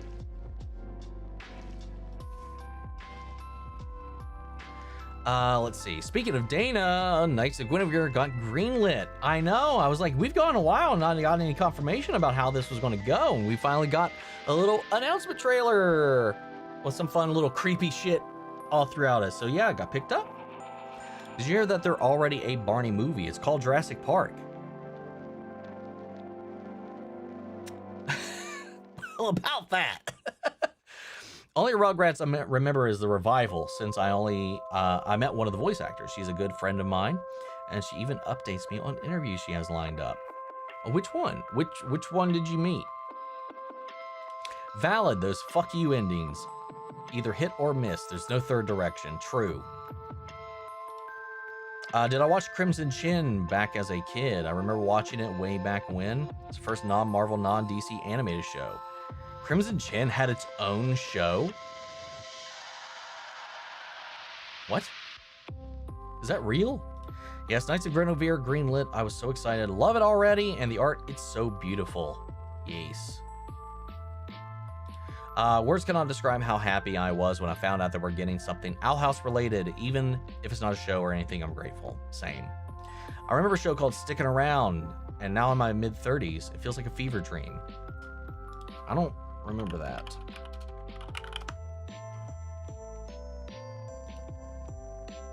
Yeah, I don't think I ever watched this.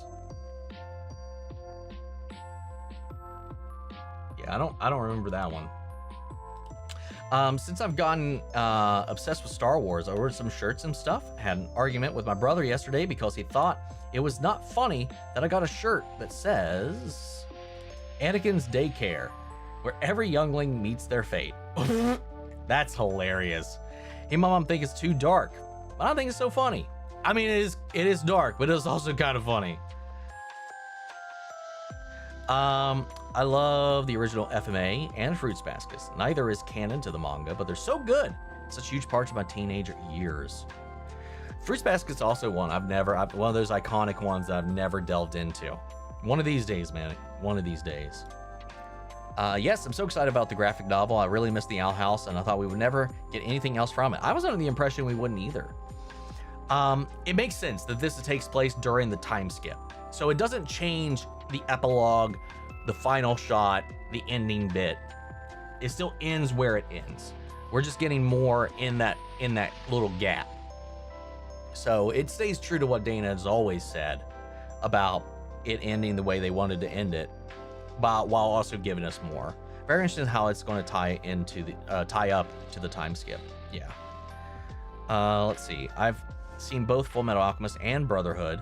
I have to say I prefer the reason/explanation for the creation of the homunculi in the first anime.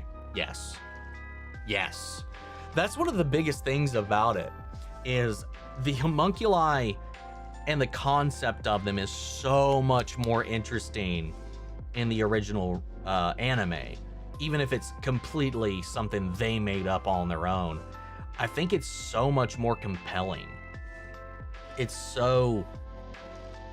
makes the human transmutation that much more horrifying, and especially like where it draws from. And I think maybe that might get, I mean it's convoluted and vague as all hell in Brotherhood, but I don't know if it wholly makes sense in the original anime, but I like the concept of the gate and what's the other side of the door and all of that. I didn't like Dante, I guess, as a villain. I don't love Father, but Dante was not a so-and-so villain, but like the concepts and the character journey for our leads in the original, I think, was stronger. Which is weird to say because it was just something the anime creators made up on the fly since they ran out of manga. Dark Tower has been confirmed for a show. Micah said he'd love to get 5 seasons out of it. Okay, good. Because I heard that was one of those things that's just way too dense to ever fit into a movie's runtime. Percy drops her hat fighting with Luke, and that's the last we see of it. Yeah, I didn't even think about it. Didn't cross my mind at all. Yeah, nobody's saying anything about the hat.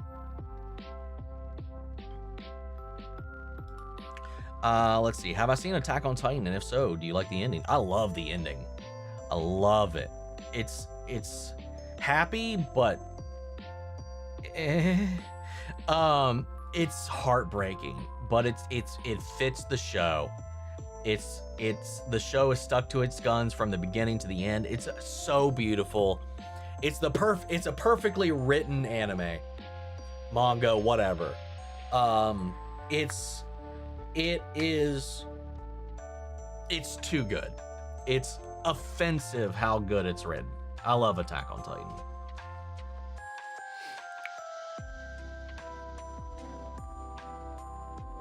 Don't mean the 3 remix of the movie called Carrie.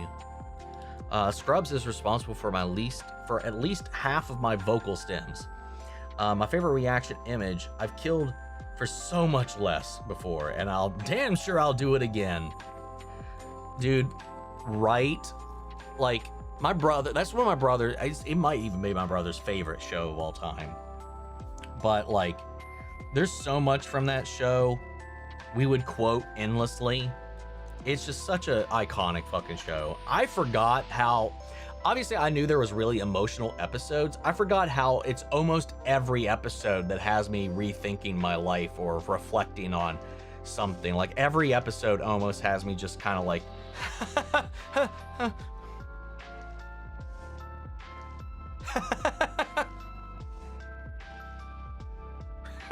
you know, that's the roller coaster of that show. It's just, it makes you feel mildly insane. I'll never get rid of my DVD collection. In the process of building my own home media server. I love hunting for DVDs in thrift stores, used media stores. Yeah, definitely I'm going to need to really start hammering down into that again. Who would win in a fight, Omni-Man or Homelander? Hell, I'll throw a rage-filled Daredevil and Bullseye in there. Well, they aren't going to do shit. If we're talking adaptations, I don't know the comic book variations of either of them. Apparently Homelander in the comic is way more powerful than the show has ever depicted him. If we're talking Homelander from the show and Omni-Man, Homelander couldn't even move him. Like, it would be laughable how fast Omni-Man would kill Homelander. It's not a fight if we're talking show to show. I don't know about their comic counterparts, unfortunately. I'm not familiar enough. Homelander is weak as fuck in the grand scheme of Superman archetypes across an adaptation media, at least. The first season of One Piece made me start watching the anime. Back then I knew nothing about this world, but now I'm on episode 900, so season 2 will be a completely different experience for me. Yeah, I mean, same for me. I mean, I'm not as far as you. I'm on episode 345, I think. And, I mean, it's well beyond what they're going to cover in season 2, so I'm kind of well versed in all of that. I'm very curious to see how it hits this time around. It seems to be a problem with Patreon. I can't find your full reaction to A Night of the Seven Kingdoms episode 3. I can see 1, 2, and 4, but 3 is invisible. What the fuck? Let me check real quick. Like, can you not see it at all? Like the post? Or is it just not opened for you? Oh, what the fuck did I do here?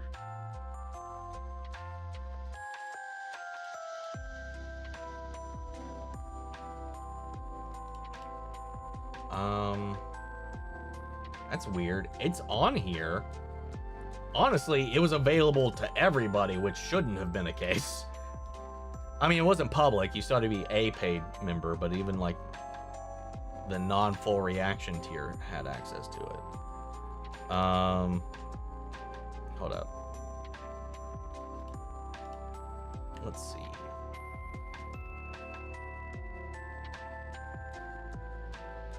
It's on there. Like, if you go to the collection, is it missing? Maybe it's not in the collection.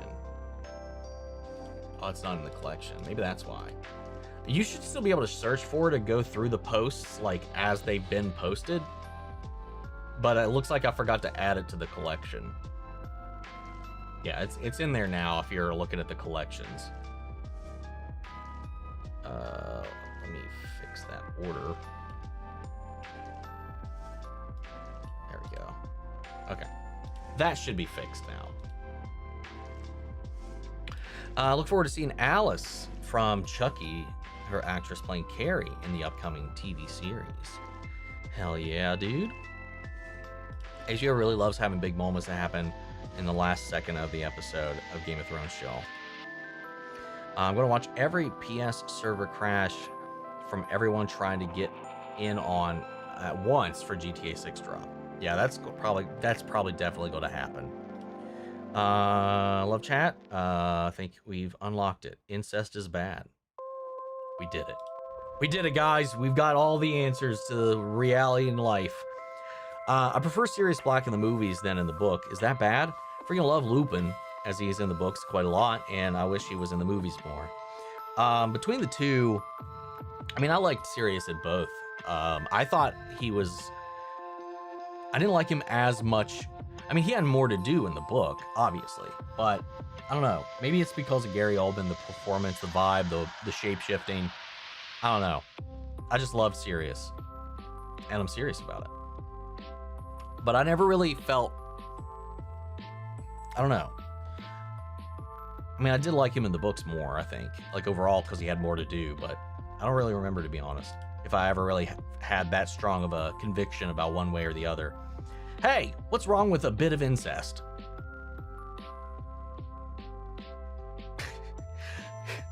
As Fallout says, cousin stuff's all fine and dandy when you're kids.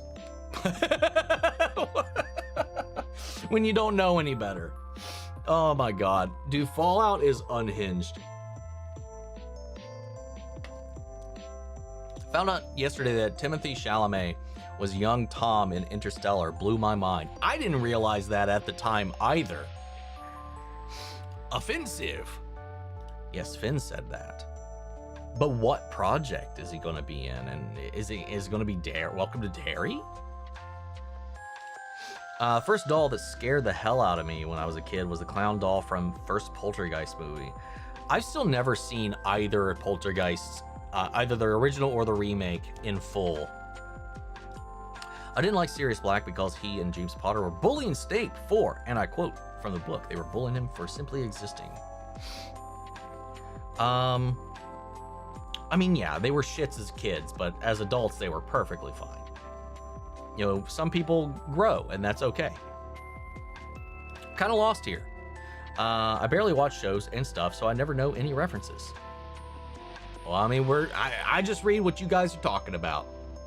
So, talk about something you know about. And we'll bring that into the conversation. I'm like wheezing, oh my god. I applaud you for being able to balance everything. I imagine it can get tiring trying to watch stuff for the channel and still trying to watch and enjoy stuff on your own time. Yeah, I mean, like most of the time, it's only rewatching something I've already seen. I'll rarely watch something new and not have it be for the channel. That's where the balance gets thrown off a little bit, and why there are a lot of things that I miss is because I want to do it for the channel. If it's new, so I rewatch stuff, I'll watch reactions. Most of my spare time is watching stuff I've already seen or watching other people's reactions. It's another reason why my game progress is so slow is because I want to share it with everybody. So I don't just sit down and just play through a game unless I've already played it before. People might ask, well, Joffrey was a mad freak and he wasn't a Targaryen, he was a Baratheon. Well, I say he was still born from incest. There you have it. There's your answer. Incest, baby. But then again, Marcella and Tommen were perfectly fine. Actually, decent people. It's like we got a little bit of hope here. The layman's cry these days. They don't know what the fuck they're talking about. Yeah. I mean, the T-Rex did love those humans in the park. True. Okay, Gary Oldman was great. He is the chameleon, so many different roles, and you wonder if he's really the same actor. That's true. Dude, him in Fifth Element is crazy. Don't crucify me, but I've never watched any of the Harry Potter movies. Perfect. No, you're probably not the only one, man. I would not be hung up about that. I'm definitely not going to crucify anybody over that, especially if you're growing up right around now. You know, I'm not really going to encourage anybody to go watch them at this point anyway. If you grew up with them, perfectly fine. But, hey, if you missed out on that wave, it's fine. At this point, I think. Met Allison Packard. She does her own podcast, a bit of a hiatus right now, but it's Allison's Wonderland. She interviewed a lot of legends in animation, gaming, and more. Let's see.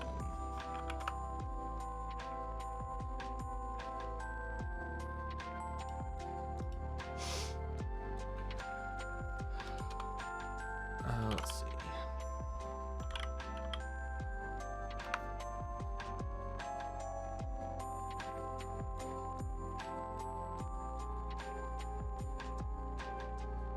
Well, that's cool. Okay, awesome. I don't think I ever recognized her out of the bunch.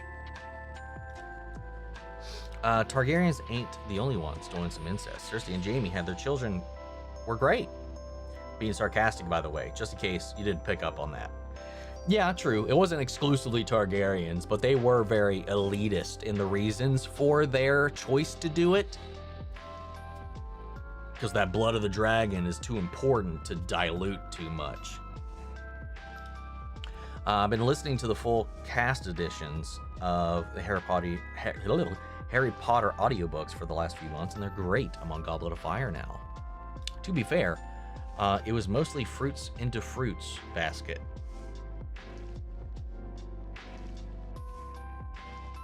I mean, to be fair, like, the only people I knew that watched it were women growing up. So, I don't know. It's one of those things I never checked out. Who do you think was in the wrong and kind of a hypocrite during season 2 of Helluva Boss and Hazbin Hotel? Why Stolas or Charlie?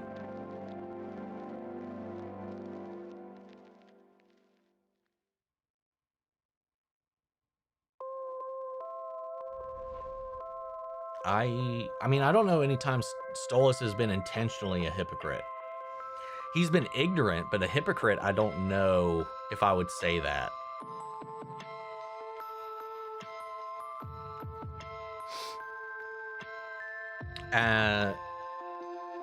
Charlie, though, it's just, there was a lot of that in season 2, and I've talked about that enough. We're not going to get into that here.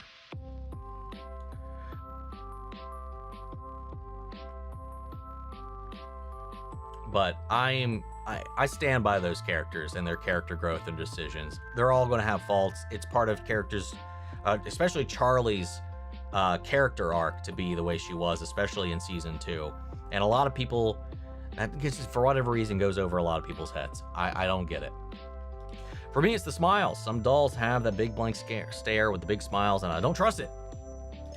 I think the first doll to scare me was Slappy. Fucking Slappy. Oh, God. Yeah, fucking Goosebumps. I never watched a half-damn show until this one. Anyone know if they are always so elaborate? Yes, they are typically that one. And this is the first one I've ever watched live. I made a point to watch this one live this year.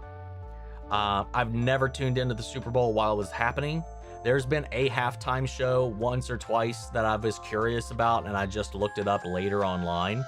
This is the only time I looked up where I could watch it live, waited for the halftime show to come on, and I watched that shit. Hell yeah, man. And you know what? I didn't understand a goddamn word, and I loved every second of it, because it was a vibe. Assume they were just like someone on a stage singing, not all that. No, dude, they are shows. They are shows. Brazilian. The first doll that scared me was a Fofal doll my mother got me. I was terrified and not thinking it was going to kill me. I want to see one of these things. Oh God. Yeah, I could understand why that might be terrifying. Even Grandpa Pickles phoned it in. Within minutes of being left with the kids, he knocked out. True. I'm so absurdly hyped to see your reaction to Pluribus, my dude. If I land this job interview and get paid, I'm a finally join Patreon. No nerdish here. Just really appreciate your reactions. Yeah, I was hoping to bring it to the channel sooner than this, but it's like when I expected things to be a little less busy, it's still pretty fucking busy.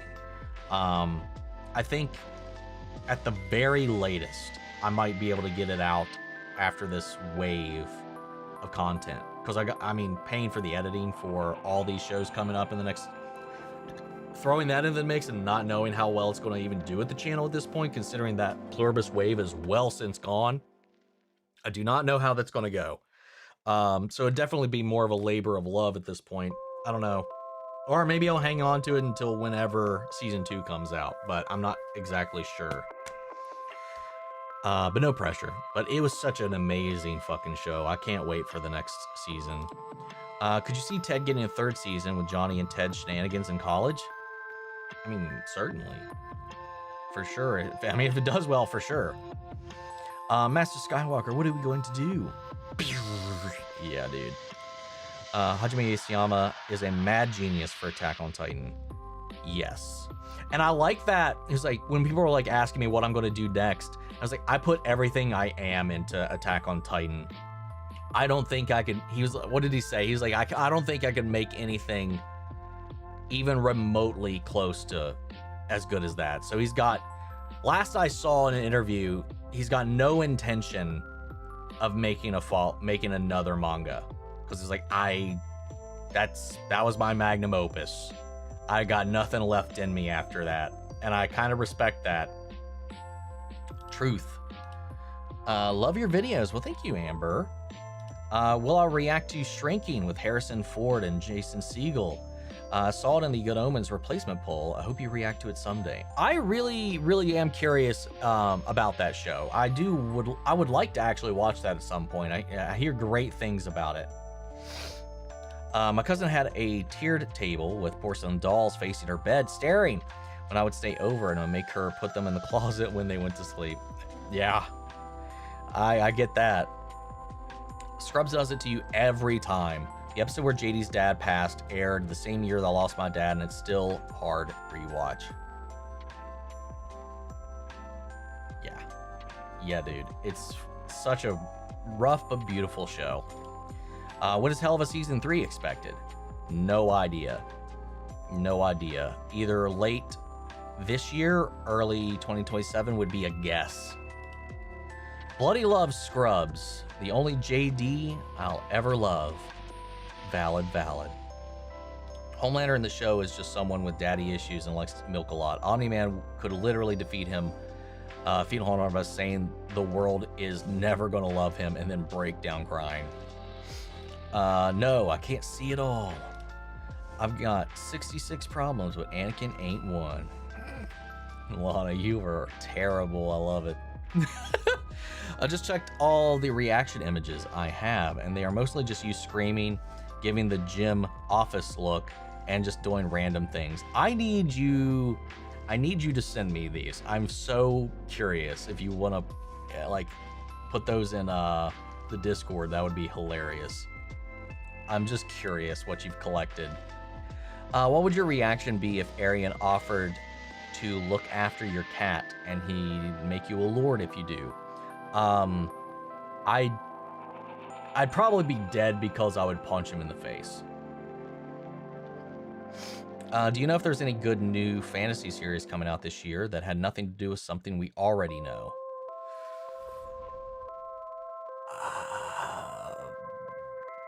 Honestly, not that comes to mind right now.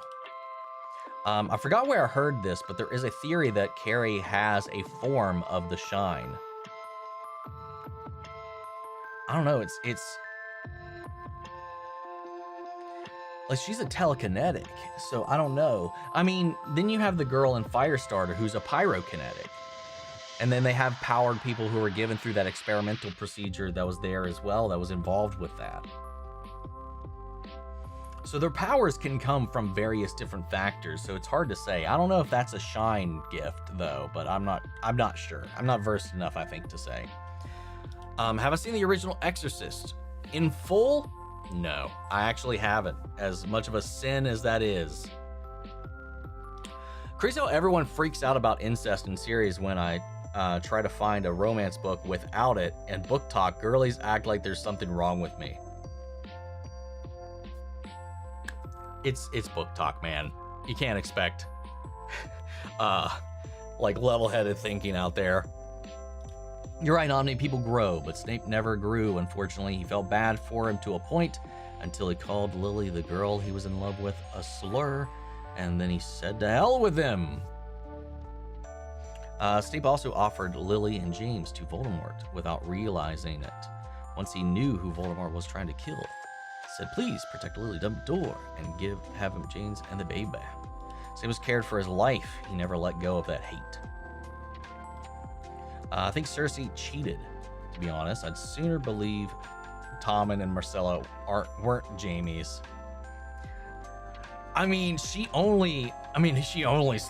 She never slept with Robert after their first pregnancy was a miscarriage. They never did tried again, those two. And she's only slept with Jaime and their cousin up until that point, unless somebody slipped in there and we never heard that tale. I still have a bunch of DVDs. I miss having movie rental places around. There was something so fun about going and picking out a movie to watch. I agree. There was something really magical about going. Sometimes I would just like to just to go and walk through the aisles and yeah. Wait, man, and Joffrey isn't a Baratheon? He's the bastard son of Jaime and Cersei Lannister? I hope that's sarcasm. We didn't spoil that. Currently rereading The Titan's Curse, the third Percy book, and for the first time in 10 years, I've forgotten so much about it. Do you have any expectations or theories for season 3? Not really. Not really. I haven't really thought about it that much. I'm kind of just along for the ride. I really don't have a lot of speculative drive for Percy. I'm just kind of like, I'm going to sit down and see where this goes. Okay, it was sarcasm. Okay, good. I feel terrible. Kind of annoyed with Harry on how quick he gets over Hedwig's death. I know he got a lot on his mind, but still. Yeah, dude, that bothered me in the film. I can't remember so much in the book, given there's a lot going on. Not a lot of time to sit back and process it, but I cried when I read that in the book. So when it happened in the movie, I was like, oh shit, we're just moving on. Fell behind on the Harry Potter audiobooks. Need to catch up once I get a chance. To be honest, I've been pissed off with Harry Potter ever since it ended with the main character becoming a cop. It's a magic cop. It's a little different. He's a little different than yeah. Stolas and Charlie both come by their faults. Honestly, they were raised sheltered and don't think before they speak. That's the thing, like, there's a lot of people in the fan base that aren't able to give any characters with these faults room to grow or grace. And that's the point of the show. So mad when we got a 37-second Budweiser commercial for Mando and Grogu instead of a second trailer that's at least a minute or a minute and a half. Yeah, dude. I knew what they were homaging. I knew they were homaging something. It was shot like a commercial. It felt like a commercial. And I'm just like, God damn it. This is funny, but I don't like this. It's kind of like, God damn it. Your trailers have sucked so far. I would like to be excited for this movie. Harry should have been a defense against the dark arts teacher. At least Neville becomes a teacher. Yeah, Harry just always wanted to be proactively involved in protecting everything instead of being a teacher. So it makes sense to me with Harry, but yeah, I don't know. My first live halftime was Kendrick last year, but I caught it this year too. Hell yeah, it was incredible. Yeah, Omni. That's all Hispanic parties, the halftime. And if anyone needs Spanish lessons, me and I'm sure others can help y'all learn. They are spicy and also wholesome and nostalgic. Yeah, I mean, I took 2 classes of Spanish in college, but I can tell you, I don't remember much. But I can I can still hear it, and I know enough. I've heard enough Romance languages and what I do know to be able to piece some phrases together, at least understand certain things here and there, like the gist of things. But like, exact translations are a loss on me. But yeah, I am extremely rusty though. I've never been able to speak it all that great. I mean, I can pronounce everything fine, but as far as like forming sentences correctly, terrible at it. Watched every year since Rihanna, not very good British behavior. I feel that in Child's Play, the plot point I have trouble grasping is how the hell do kids love the Chucky doll when even before he comes alive, he's still creepy? That's the thing. At that point in time, like especially at that age, it's like with clowns, which became creepy. They were lovable. People liked them. Like people were drawn to them, kids especially. But over time, the media has shifted and shaped that perception. And I think a lot of that has to do with the evolution of how we consume those types of entertainment and how that has been manipulated and played with by other forms of entertainment. Because people, especially back in that day, ate up the Cabbage Patch Kids, ate up the same dolls that inspired the good guy dolls in that. Those things you could not keep those on a shelf. And that's like what it was going for, you know, a lot of like at the time, kids loved that shit. Plus, he talked, and he'd be like, I'm your friend till the end. You're lucky Bad Bunny only had the halftime. If it was a regular old Hispanic party, that shit goes on until 3 a.m. and even has a round 2 the next day. Hell yeah. I mean, it looked like such a vibe. Plus, you had Jessica Alba in there and Pedro Pascal. The Ricky Martin jump scare. I didn't even recognize that was Ricky Martin at first. At first, like at a quick glance, I had to like squint my eyes from a distance. I was like, is that Ben Starr? I was so confused for a second. And I'm shocked at how similar those two actually look. The Lady Gaga jump scare had me tickled. It was just a fun fucking show.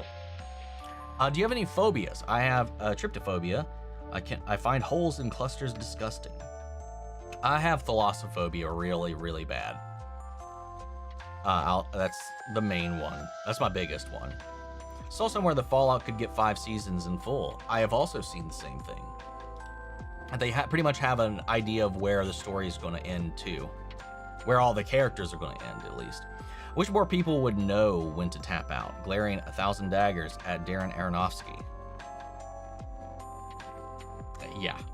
I actually prefer the Poltergeist remake to the original because Sam Rockwell. Sounds like someone's got the hots for Sam Rockwell, which I can't fault them for. The only halftime I watched was Prince. Hell yeah, I got a heart of gold, but if it were Padme or Rey, I would have went to the dark side for those men without blinking an eye. Could Carrie's show reveal how Carrie got her powers? I mean, maybe, but I think it's just born with. I don't think she would have contracted them in some other way. The world of Stephen King is so dense with all these different kind of amalgams and sources of magic I mean, there's a multiverse as well, so I don't know. I was dead ass I was typing, well, in Firestarter, yeah.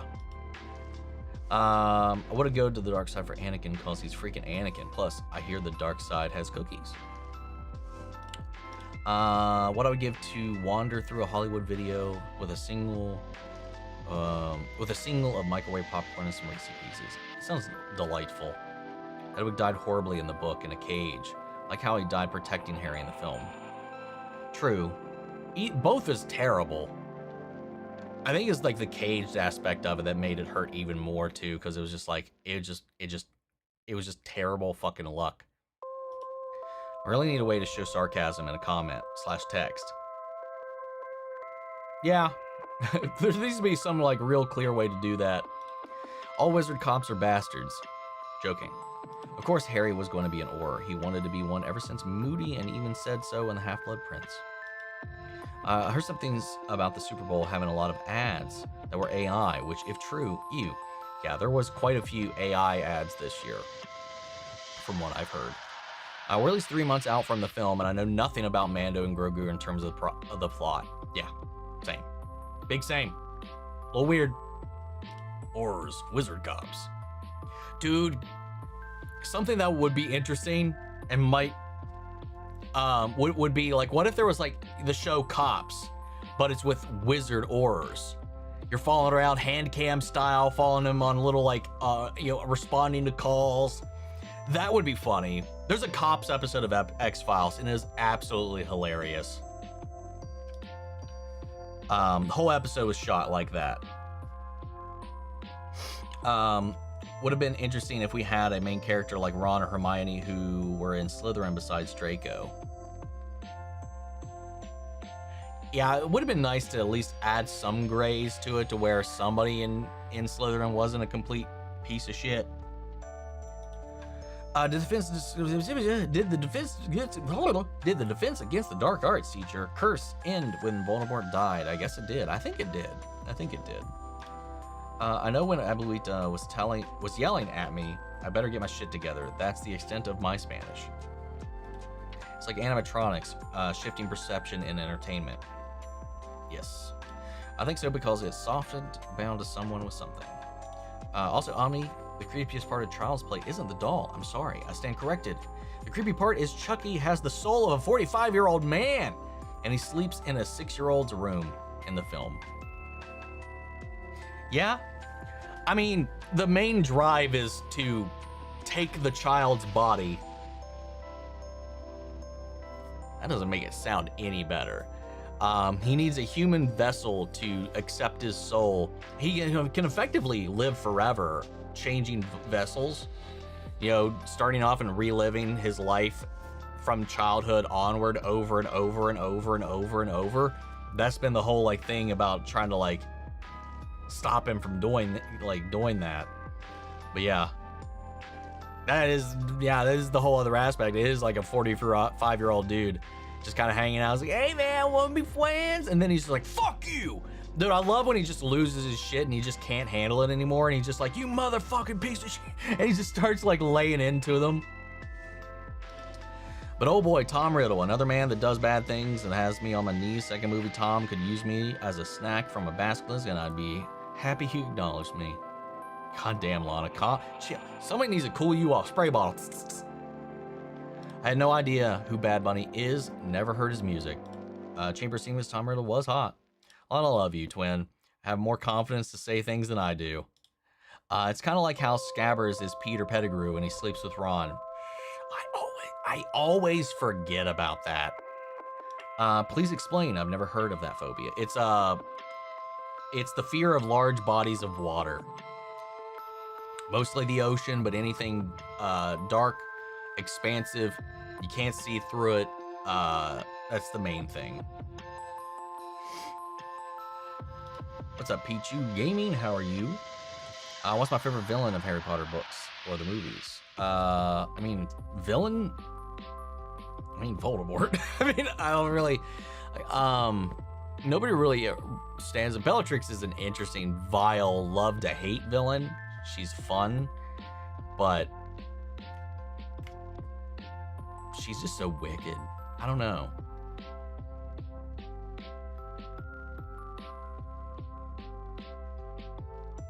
Her Voldemort.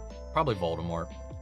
What's crazy is Harry realized his ambition for becoming an Auror from a fake Moody who turned out to be Death Eater. That's also interesting. True.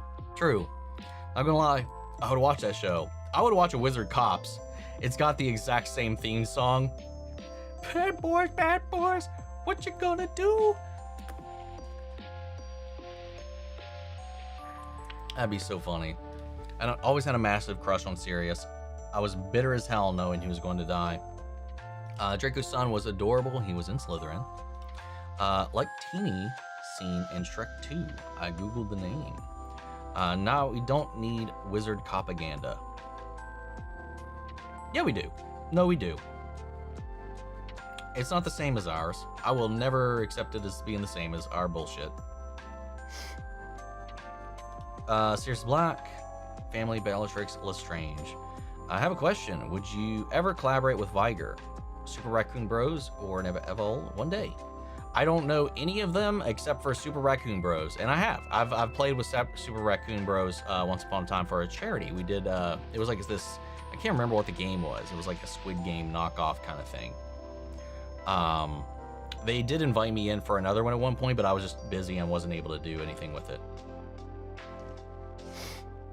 The other ones, I have no idea who they are, unfortunately. Never say never, though. Take a child's body? Sounds wild. More about the boy's hole. Keep going. You gotta pay the troll toll. See, I've never seen that show, but I know that. Yeah, guys, remember watching the new stuff is giving money to real-life Voldemort. Yeah, exactly. Sorry, Boy Soul. Cops parody in Shrek 2 is called Knights. I'd watch a full episode of that. Let's see. I hate how they treated Slytherins in the movie. McGonagall literally had Filch take out the Slytherins to a dungeon, and in a deleted scene, it's revealed they die in that dungeon. I'll get the horny bonk stick. Hey, that is me when I'm chill. I'd be concerned to see you just unleashed, Lana. I am curious, but also terrified. Sup, Sabrina? Welcome. I've never seen the Chucky movies, but I have seen the TV show. I do recommend the films. They're tonally very all over the place. Ron was a funny line in the book where he said, who Scabrous is. He was like, I let you sleep in my bed. I do remember that. The person of culture, I see. You gotta love when Helena Bonham Carter played Hermione pretending to be Bellatrix. Yeah, that was... That... When they swapped up, that was just so good. I loved watching them talk about that scene. Clap's parody moment in Shrek 2. The twins literally had the Marauders map, and they didn't wonder why Peter was sleeping with Ron. That's a good point. That's a really good point. Unless they just never cared to ever check in on Ron, which equally would just then be heartbreaking. Absolutely have the hots for Sam Rockwell. Feral Lana has to be a guest one day. Watch Heated Rivalry with Lana would have been wild. Not happening anymore since I quit drinking, so you're safe. Lana Unleashed. I listened to that podcast. I try to separate art from the artist, but sometimes it's hard to do. When they're actively making money off of the shit that they're making, it's very much so more difficult to do that, especially when said person uses that money to fund policies that will affect people in real life. Now, that's the main reason I don't participate in any of her shenanigans currently. I haven't quit drinking. One day I'll be drunk enough to let absolute loose and you will kick me from the chat. Have you ever started my whole kissing booth? The first one, not bad. The second one, even better. And there's a whole third one that I'm not like. Bad movie. Just don't like it. I don't ever plan on watching those. I've watched a whole video essay from, I can't remember who it was, went through the kissing booth movies and broke them down. I can't remember if it was Pig. I don't remember if it was Bionic Pig, Mr. Gigi, or maybe it's Elvis the Alien. I can't remember who it was. Somebody like that. I watched the entire thing breaking down the entire trilogy. Nowadays, I put into fanfics I hide on my iPad. You can just only imagine the levels of freak buried away and tucked away on that sinister little iPad. Have I ever seen a movie called The Babysitter? Let Me Bella Thorne?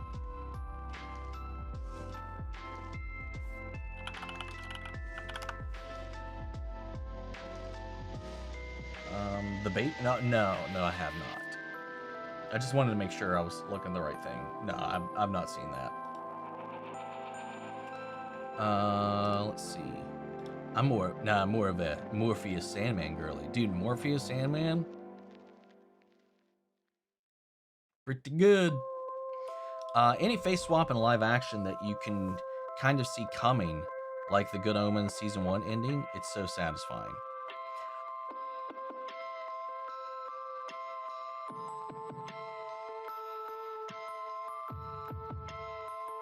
Like a reference of that, or like anything similar to that? I'm kind of confused on the ask. I mean, that was fantastic. The reveal, the setup, the twist, and the way they played each other. Oh, okay, right. We were talking about the Bellatrix, like with Helena, playing the person. I love that shit. Because that's when the acting gets layered like that, it's just like, how do you even like navigate that? Kissing booth was Amanda the Jedi. Okay, wait. I mean, I do watch Amanda, but I don't think it was her. Oops. What is happening here?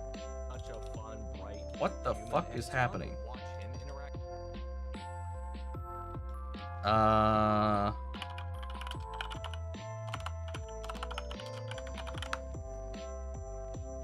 Alright, let's do by popularity.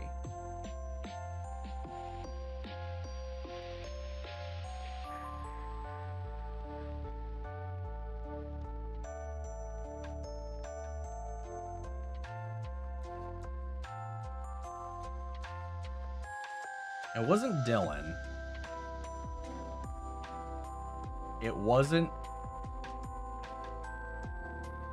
I was about to fuck up. I was about to do the wrong name here, which is funny because that's the meme. It wasn't Danny.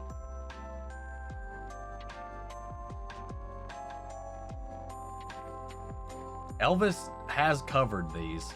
Like, all the people I just referenced have talked about it, but I'm trying to remember which one I watched.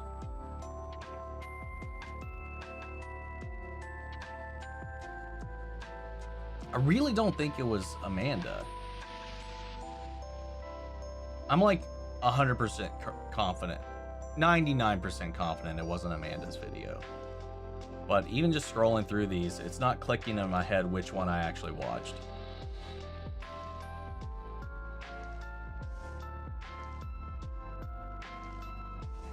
Maybe it was Danny's now that I'm looking at it again. It might have been Danny's. Anyway, whatever. Where we go? Freak and lots of drama, baby. Hey. We all got a little freak in us. I do a pretty damn good job of hiding it.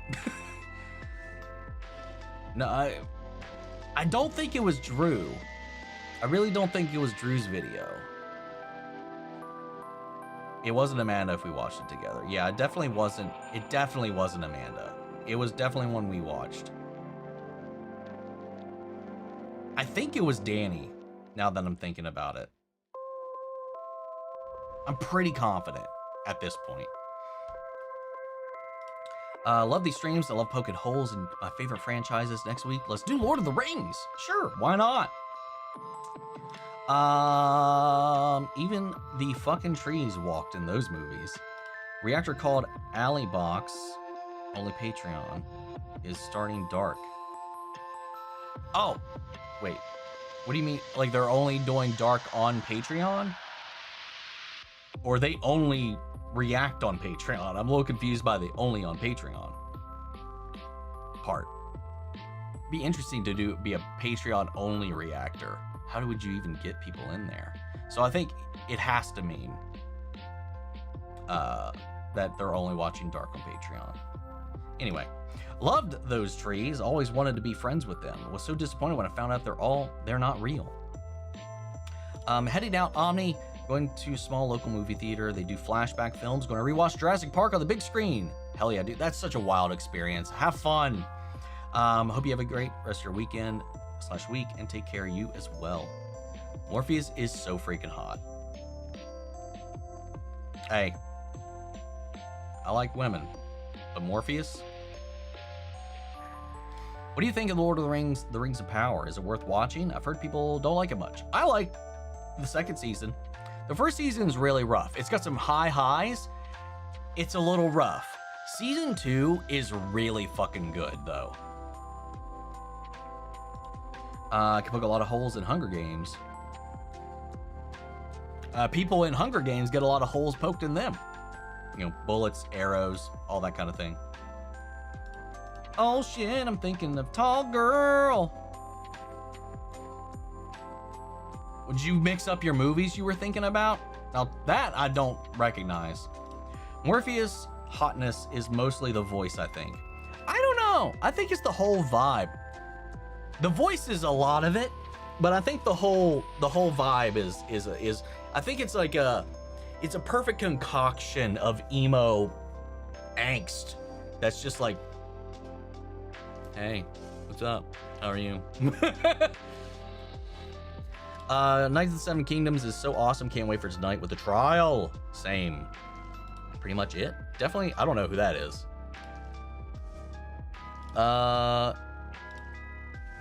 Yeah, they have about 20 pages of source material for season 1 left to adapt into 2 episodes. They'll make it work. It's Tom Sturridge making me swoon thinking about it. It wasn't I was thinking of Amanda covering Tall Girl, my bad. Okay, so okay. Fair. So, confusion all around. Not always, Omni. Am I reacting to Knights of the Seven Kingdom night? Of course. I watch it every night it drops. Have you ever heard of How Did This Get Made podcast? The show focused on discussing and deconstructing so bad it's amazing movies. No. I mean, I don't listen to a lot of podcasts. I mean, almost exclusively. I mean, I only listen when I'm driving to podcasts. And it's usually Small Town Murder or My Brother and Me. Or I'll listen to Critical Role while driving or at the airport. Who do you think is the best villain character out of all of them in Helluva Boss / Hazbin Hotel? Adam? No, Vox. Vox actually stole the scenery in season 2. So, and has been probably Vox. Helluva Boss.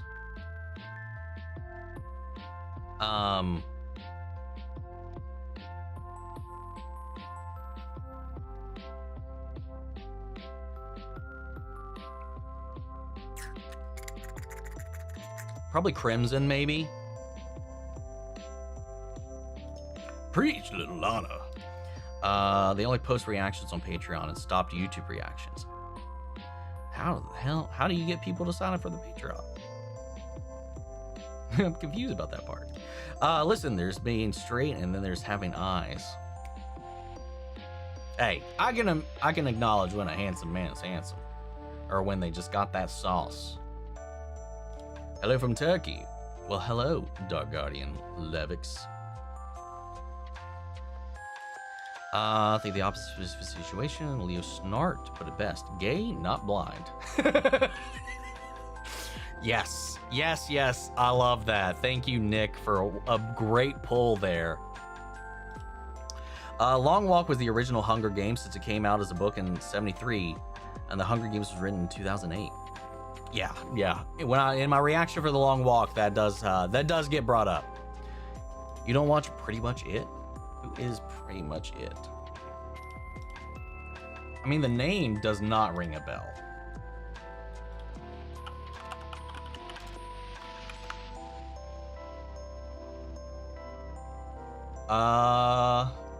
No.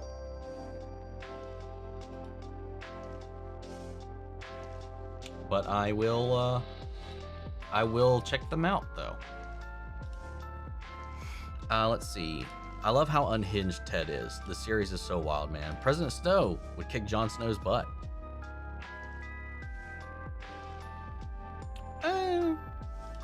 Damn, I need to watch my emo boy Sandman. It's such an amazing show. That show was a masterpiece. Alleybox started on YouTube, got a decent sized base on Patreon, and now only does Patreon. There have been other reactors that have done the same. They might post one thing on their YouTube every few months. Because you gotta, I mean, you don't have an avenue for growth that way. That's the scary thing about it. Like, you're locking in your audience. So you gotta have something elsewhere that really fishes people in. So whether it be TikTok shorts, Instagram, something's gotta feed that in. I'm just curious about the logistics side of that. Vox Day put a cap on that argument, I think. Still fucking incredible. Yes. Young President Snow is so fine. I still have not seen any of the prequel films, and don't really plan on it anytime soon. I love how Ted says unhinged stuff and then acts confused when Blair is appalled. Yeah, it's the fun dance that they play in that show, man. His blissful ignorance. I'm a guy and Leon is handsome. Leon is the fact that the devs even, like, we made sure our women were heavily involved in crafting Leon's look for RE9 down to the very stubbles on his face and every little nook and cranny of his wrinkles. Everything was approved by the women of the staff of Capcom. And I'm like, and I was like, yeah, I mean, I get it. Leon's a schmantsome man. I do prefer between the two of them, like, if I get the gaze that's happening with Leon, but Chris in RE8, I mean, I think that was some good stuff. But Jill, my girl Jill, you can't beat her.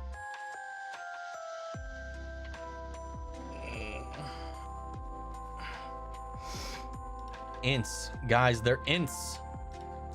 I just need some hugs and walks with fresh air. Maybe I could get a little kick with his grandma out the window, like he fantasized about the first chapter of the book. Gadzooks, you'll love them. Way to make us sympathize with young Snow. Make him very handsome and ripped. Me, Sandman, bring me a dream. Make me the cutest that I've ever seen. Dum dum dum dum. That dum dum dum is the headboard. Just. He's definitely cute. Leon, help!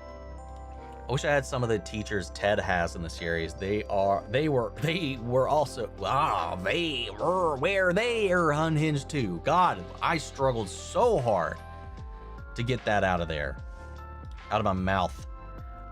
If it's something you want to investigate, the only ones off the top of my head that went Patreon only are Alleybox, Brandon Likes Movies, and I think After Show Reacts. I'll try to keep that in mind. Who doesn't think Leon's hot? Come on, Leon looking good for 50. Dude, Ada doesn't look like she's aged a day. In the shot that they released about her from RE9, I'm like, yeah, Ada. What's it called when a Baratheon has a party? A stag party. I like it. To quote Long Gone Vine, RE Leon being created lovingly by women. Yeah, no shit, honey. Now, God forbid, exclusively. I saw a lot of people was like, well, how about you let your women work on the women too? And I feel like they've been a lot better about that, obviously, in recent years. But also, I also wouldn't be upset if they just exclusively let men work on their characters. Hey, you know what? I don't care. I like attractive women.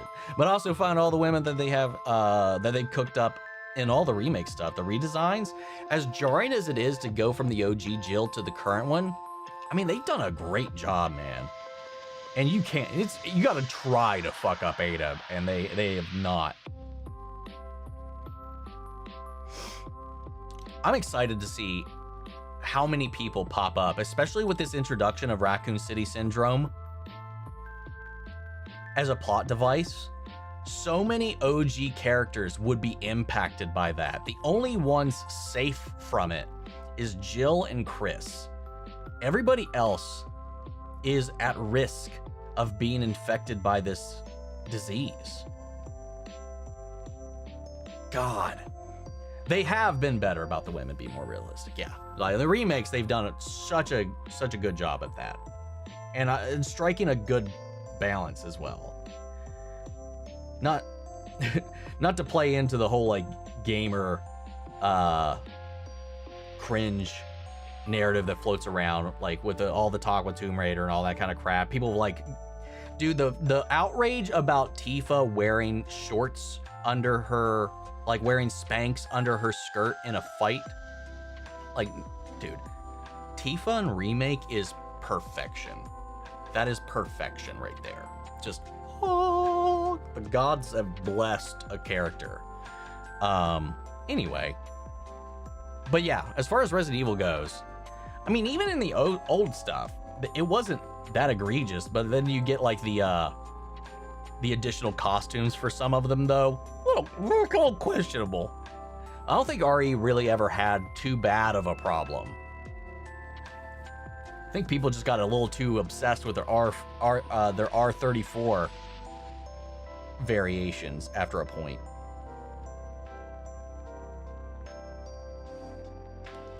Wait a minute, which Leon are you talking about? My mind went immediately to Leon the Professional. No, we were talking about Leon from Resident Evil.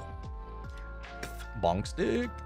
I can name some people that I watch that are fine as hell, but I won't name for sake of not embarrassing myself. And Sean is so. Brain no good, don't think. Have tequila hangover. Had a crush on John Reno ever since I was a kid. That's one you don't hear a lot, actually. Ada's RE9? I might have missed that bit of info. I mean, I saw a leak of her with like a gray hair streak that was posted, I think, today. And they had said, the developers had said that we would see how her and Leon's relationship has evolved over the course of these years.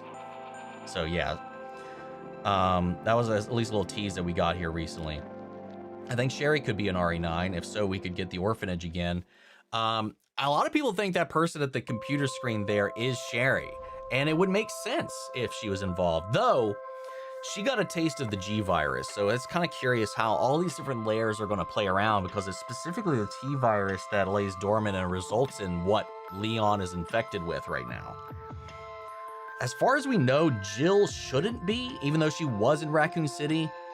With all the stuff with her immunity, her experimentation with Wesker, and then her antibodies that were used for the cure,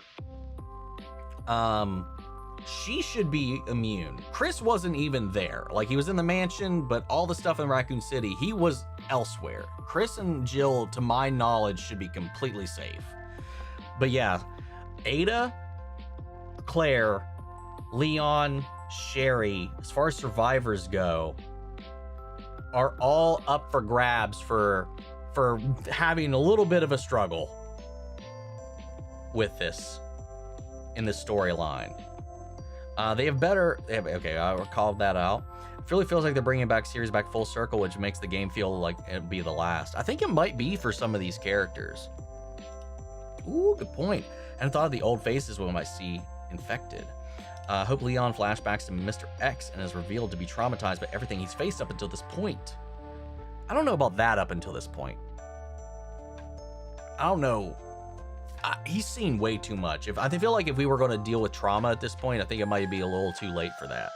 Maybe regret, maybe not trauma. I don't know. I'm curious to see what that arc is going to be like when he's facing mortality. Even though facing kaiju-sized fucking ogres in 4 didn't faze him. My single remaining shred of heterosexuality will defend Tifa to death. Yes, thank you, Vince. You know, like I said, yay, we got eye, but I'm not blind. 30 years Leon hasn't come back to Raccoon City. Not to my knowledge. I mean, it's mostly a crater. Claire went there to investigate the ruins. No, that wasn't Raccoon City. That was a bomb dropped in some Middle Eastern country she was investigating. That was in Infinite Darkness. I don't know how many of them have ever revisited the ruins of Raccoon City until now. It's like the internet freaked out about Lola Bunny and kept using the Gooner image. Yeah. Yeah.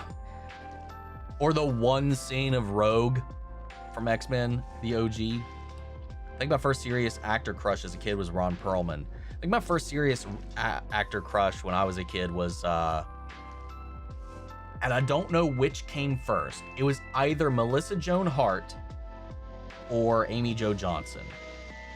Because it was Clarissa Explains It All and Power Rangers. And eventually the Clarissa led me to Sabrina the Teenage Witch. When did Clarissa come out? 94. Oh, that's the final episode. 91. So Clarissa came out first. I probably saw that before Power Rangers because I remember the day Power Rangers aired for the first time. He's just so daddy, like Jeff Goldblum. Very daddy. I also see The Long Walk. I heard mixed reviews. It's fantastic. I don't know how there are mixed reviews. Serious actor crush might have been David Boreanaz' Angel, which also continues through Bones. What about Claire Redfield? Nothing confirmed yet, but I have to imagine, if not mentioned, would have to pop up. I just want him to go play bingo. It's never too late for trauma. Ask my life. I think this will be the last numbered game for Resident Evil. I think they've confirmed as much, and then we'll get other games set elsewhere that aren't numbered. I think they've said this is the last numbered title because they don't want to be locked into this timeline anymore. Because there's so much happening concurrently with other games, past games. I think they just want to start bouncing around now instead of being locked to a timeline. 30 years since Resident Evil started. Damn, I was born in 97, which is when the first game came out, right? 97, if I remember right. This is the end of Leon and Sherry. I'll be fine with that, but please don't let this be the end of Raccoon City. I mean, Raccoon City is kind of a crater. Actor crush, gotta say, voice actor crush, Frank Totoro. Don't judge me. Not familiar with that one. The mustache and the silly guy always does it for me. My first big crush was Lee Pace. He and his pies just made my heart melt for differently. Heart beat differently for the rest of my life. No man has ever filled the crumb-filled my whole life. Soul. I will be cosplaying as Leon while playing. Nah, I can't pull off Leon, dude. Oh yeah, good voice, deep voice. The furthest we gotten into the timeline was with RE8 DLC with Rose. Yeah, even Village is set after. Village, timeline-wise, is set at... I was looking at the timeline today. Village, the base game Village, I think is after 9. I know the DLC is, so Chris is alive. Chris survives everything. So we know Chris is okay, regardless of what happens in Requiem. So, yeah. Everybody else, though, big old question. Did we ever do a Hear Me Out stream? We didn't. We have not. Oh, that'll get real unhinged. We should, though. Have a good night, Omni. See you next stream. You as well. The voice actor crush. It was Justin Cook. Easy. Dude, Justin Cook. He's Yusuke, right? That's the Yusuke's voice actor? Yeah. Yep.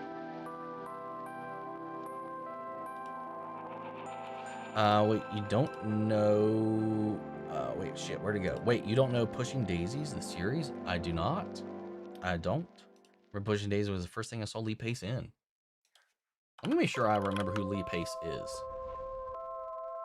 Yeah, I know the name, but I don't know if I've seen anything with him in it. Off the top of my head, at least. So fun. He's a pie baker who can bring back people from death if he touches them. But if he touches them again, they are gone for good. He saves the love of his life, but can never touch her again. Oh, that's fucked. And we need to do that voice chat. Time, man. Time. Cillian Murphy was fine as hell in Red Eye, dude. Red Eye, underrated. Cillian Murphy, Joe, just as fine as hell. Can February, March? No, but April, May. Oh, okay. Sorry. Can February, March? No, but April, May. I got it. Wait. What? That's so sad. Let's see. Yep, Yusuke, Chris Sabat did Kuwabara. Had the biggest crush on both of them. Dude, I love Yu Yu Hakusho. So good. He was the Thandrill. Oh, wait. What, really? Oh, you're right. Okay, never mind. I am corrected. Thank you. He's in the new Running Man. I haven't seen that. And Roman in Guardians and Lucius Malfoy. What? Well, he's not Lucius Malfoy.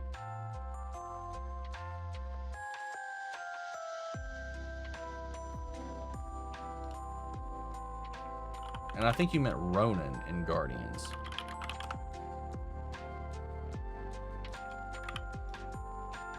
You are correct. Hard to tell behind all of that face paint on that one, though. Yeah, Lucius, I'm like, what in the hell? No.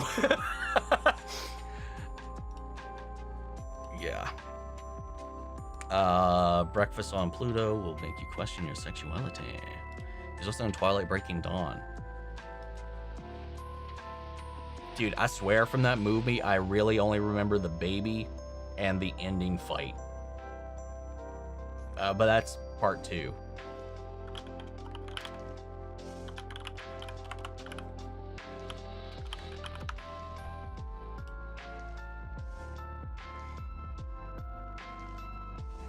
Like, I'm looking at the images and I do not remember this character. But I get it. Looking at that, I get it. Lucius was, oh my god, I can see his face. What's his name? God,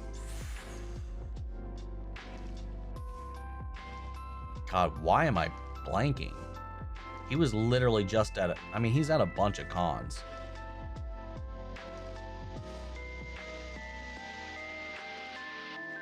My god, it's right there. Thank you, Ginger. Jason Isaacs. Why could I not get that? Oh my god, I could have forgotten about Twilight. They look alike. I don't know if I'd agree with that statement. I'm loving the Cillian Murphy appreciation. Lee Pace in Fall and Miss Pettigrew. Lives for a Day is. Let's see. Jason Isaacs. Chuckus Me. Is obsessed with a woman who could electrocute you, touch in Twilight.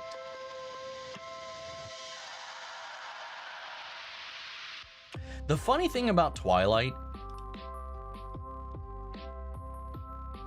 yeah, because I was trying to remember without reading chat, because I knew chat would get to it before I did, and then I just gave up. The crazy thing about Twilight is their vampire power system is so busted. Like, they've got, as lame as it is, hey, affectionately lame,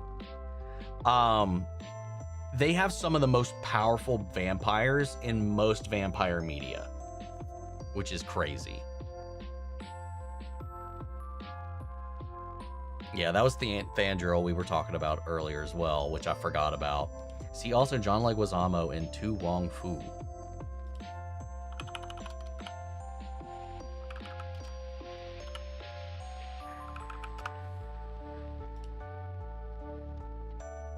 Oh. Whoa.